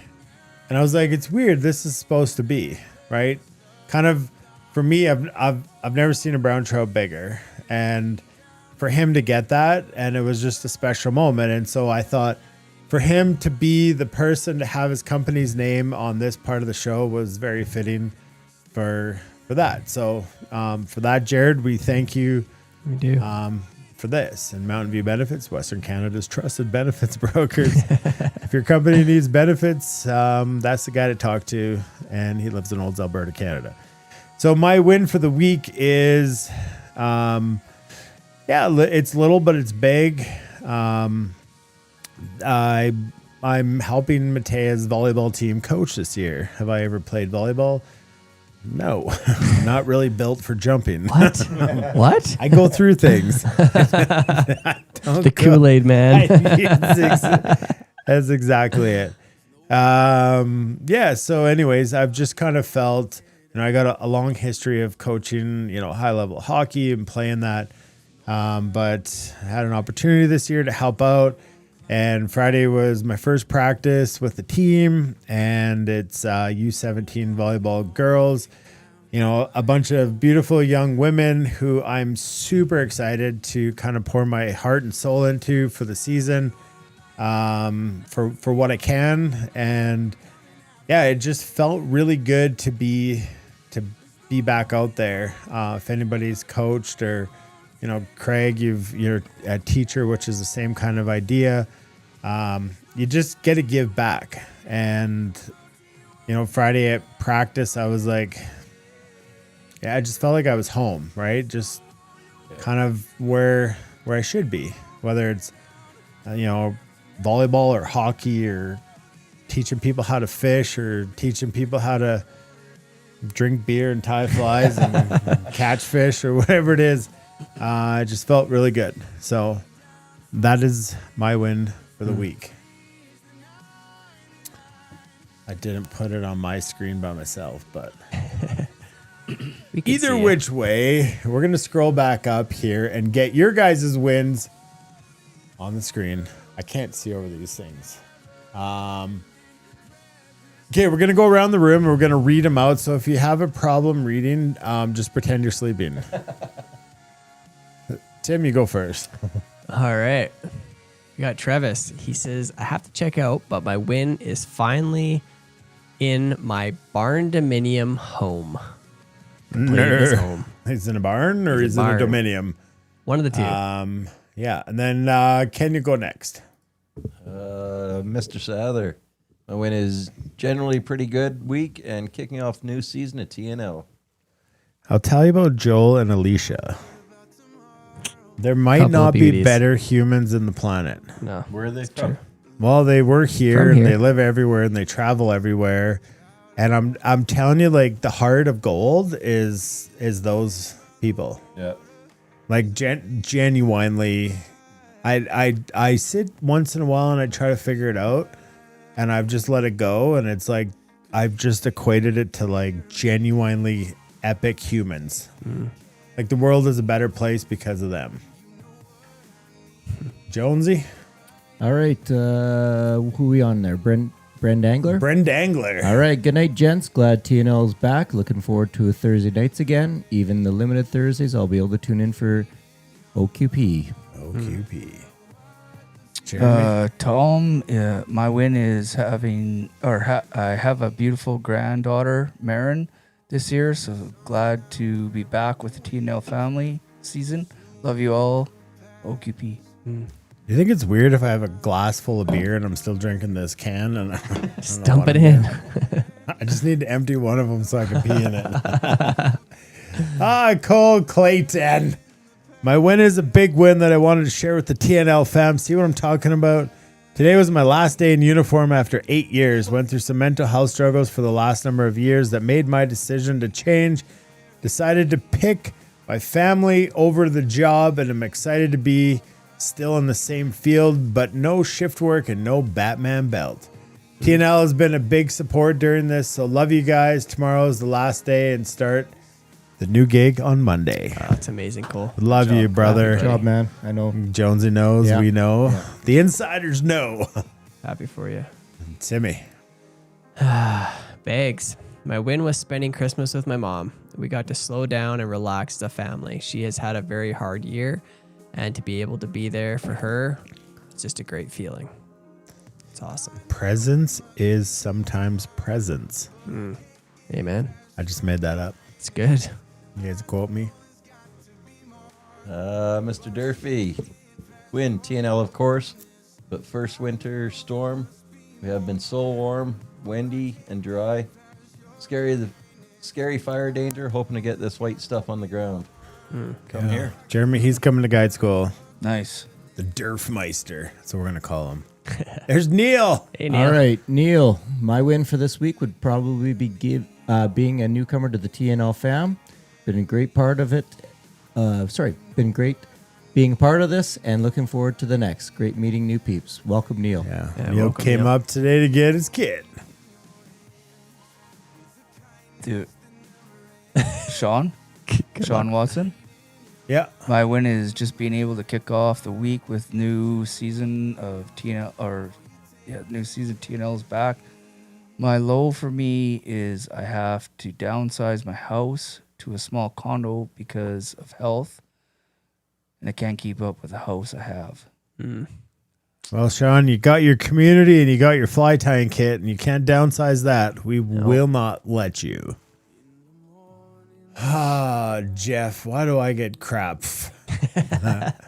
My win, I'm going to be a grandpa. Round of clicks for Grandpa Crap. I'm beyond excited, and I already got the new kiddo a fly rod. LOL. August can't come soon enough. Oh, that's awesome. That's eager. Trevor, anyone have tips on how to induce labor? I've heard how it got in there is how it can come out. Spicy one way or the other. I've heard suction. What? Well, like on the nipples when you need to get the milk my out later gosh. on. Yeah. Next. The guy's just tips. He asked for tips. Just the tip. Just the tip. You're gonna might need work. to do more than just the tip. Oh, Hershey. Hirsch. Win for sure is just being able to do this and sit down for 3 hours and turn my brain off. Love you guys. LPCF. I love you too, buddy. It's you, Kenny. Really can't even pronounce that name. Well, you don't have to. We've never been able to. Yeah, Atelias. That's pretty good. Atelias. For community, tying flies all winter felt like a grind instead of being fun. But chilling with the live stream is awesome. So thanks all. Happy to be in for the first time. Oh yeah, round of clicks for the new guy. Remember we were asking for the name, and I don't know if we got the name or scrolled Change your by name. A.L. Telahouse. All right, our good buddy Adrian. His win, feeling like I'm not just surviving and trying to get to maintenance mode, but getting back into self-improvement mode. And so stoked the TNL is backed and looking forward to the couch next week. Hashtag OQP. Him and Hirsch are squirts. Graham Thurston, finding this place, love it, and happy I can tune in after my Thursday evening tying session with my group in the Ottawa Valley. Oh yeah, Beautiful place. it's awesome, Graham. Get your buddies, bring them in. Let's go build the clan from the Ottawa Valley. Mr. Woolnuff, win for the week is seeing my friends on the couch, friends in front of the camera, new friends online. I'm happy to be back with the crew, new and old, busy as, but happy to have TNL back for the winter. Welcome to the family, Jeremy. You're going to get to know Cam very well. It is one that will never not be there for you. I just want to say there was a couple people on there that said thank you or welcome to the family, and I appreciate that. Yeah. Appreciate that. Thank you very much. They're gonna bear hug you. Yeah. Just like this guy, Dave Rutherford. Oh, Dave. My win. Happy to be back watching TNL after missing season 7. Spent last year working on my health and fitness and feeling great. Got the final all clear call I was waiting for from the doc last week. Buddy, you look great. It's great chatting with you today. I'm happy that you feel good and that you're looking good and things are going your way. OQP. What does that mean, Tim? Only quality people. He's one of them. Charlie Dicko. Despite the wizard loss. Yeah. My win after moving this summer and getting all settled into our new place finally. We were planning to have a huge family get together for Christmas, but we got dealt a huge blow and had a rough couple months after losing my mother-in-law unexpected. Sorry to hear that, Charlie. We had a smaller, slow holiday season, but it's nice getting back into something tonight, a little more familiar, and seeing boys excited about doing something again. Even being defeated by the wizard, it feels great, relaxing, have some norm again. OQP, LPCF. Thank you, Dana, Tim, and the TNL family. Charlie, I want to do this for you right now, but I know what happened. And let's split the prize tonight in half, and we'll send you and the boys a season 8 kit. I like I it. think we can do that. Yeah, we can do that. Because there's nobody more fun tying flies than Charlie's boys. Yeah, that's great. So, Charlie, I'll get that sent out to you tomorrow. We'll call it a consolation, but you and I both know it's a victory. All right, Raymond. Win for me is even though I lost my baby brother just before Christmas, I feel like everyone at TNL are like my brothers. Sorry for your loss, Raymond. Sorry, Ray. Bless you guys. Amen to that. Yeah. Mitchell, win new kiddo in March. Lots of goals in the outdoor industry to crush this year. Heck yeah. Nice. Congrats on the new kiddo.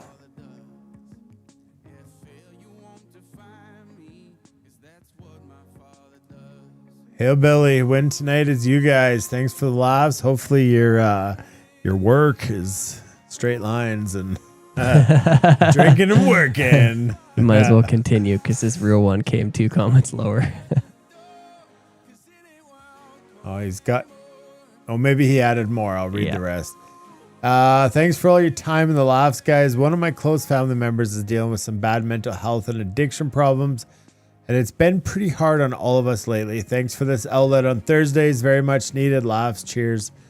OQP. Love people. Catch fish. Oh, amen. Yeah, it's officially Friday. Well, it is. Yeah, I mean, For you, Tom. yeah. Welcome to the fam, Hey, Jerem. Tyler. Tyler. You're going to meet Tyler. He's a Red Deer-ish kind of guy. Ah, he's Innisfil. Penhold. Wow. Could we really call him in his Went to school with him. Oh, did you actually go Yeah. to school with him? Oh, no way. Wow. Awesome. Is he years younger? Yeah. Stole his lunch money kind of stuff. Oh, he's a beauty. Well, we kind of stick around until the last kind of comments have come in or I've peed my pants. Sometimes but the happens. truth is, this was one of the greatest opening shows. And Yeah, it's great. an insane amount of people stuck around all the way to the end, which is really cool to see. Hopefully everybody enjoyed the new Flyingo game, and so far it's worked smooth. So fantastic tie and Tim. They were the Walt's complicated. worm. Oh, doesn't matter if they're complicated. We saw Struthers last week.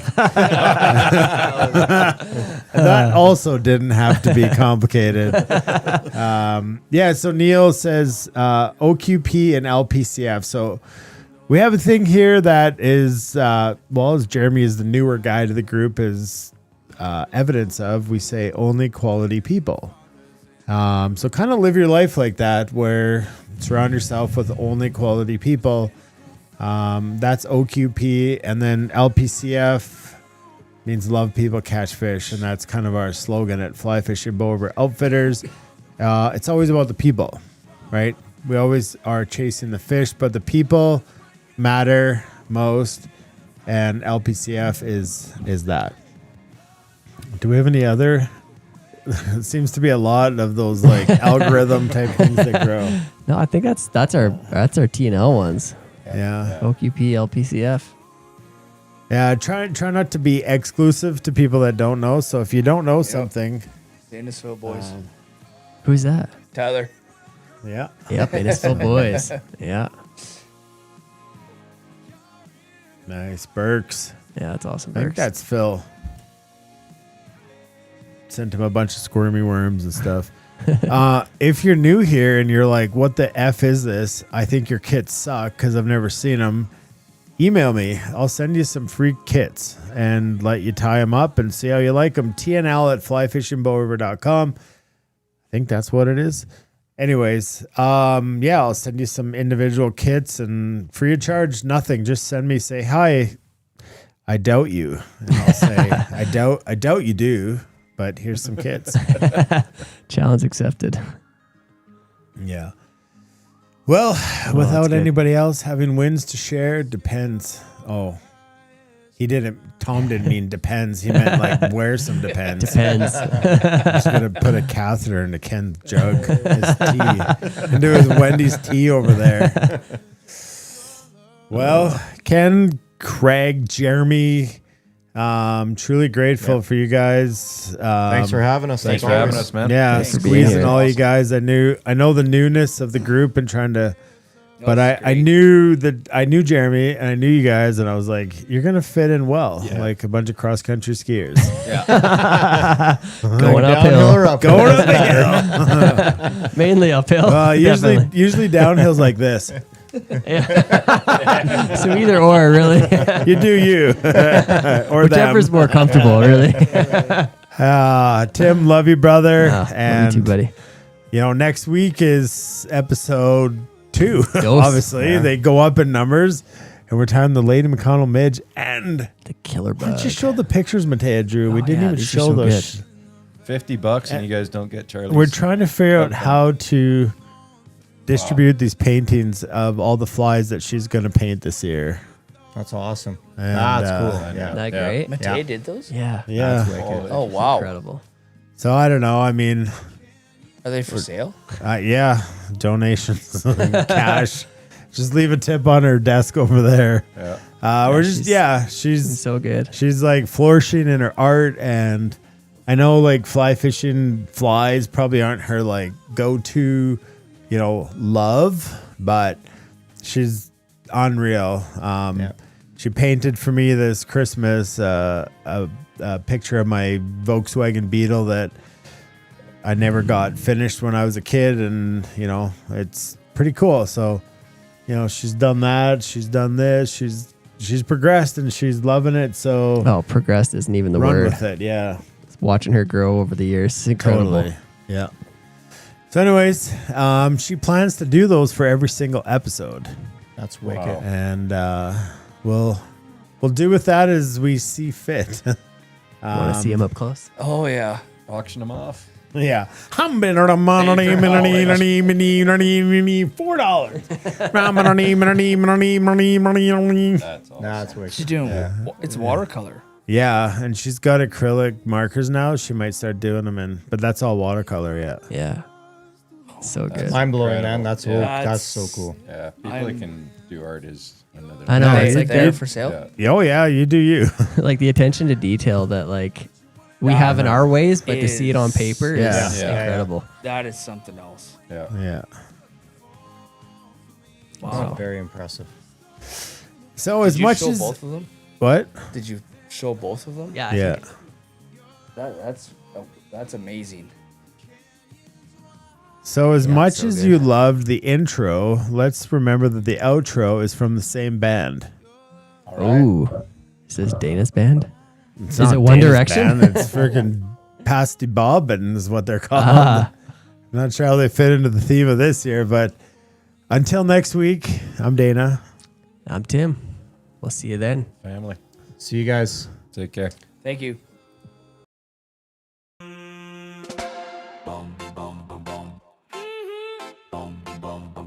Another Thursday done. Season 8 feeling great. TNL family, we love you. Pass the bobbin to the left hand side. Pass the bobbin to the right hand side. Take a breath and enjoy the ride. TNL fam, we're by your side. We're by your side.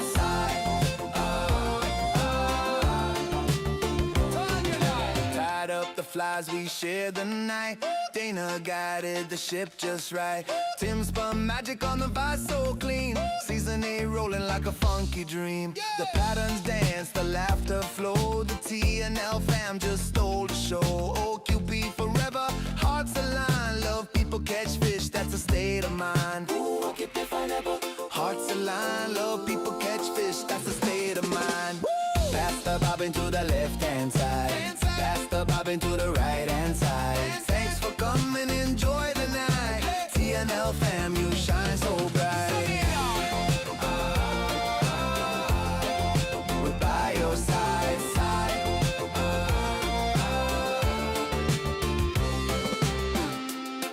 Oh, TNL family, we love you. Season 8 forever. Good night, everybody. See you next Thursday. Bum ba bum ba bum bum bum bum bum bum ba bum ba bum bum.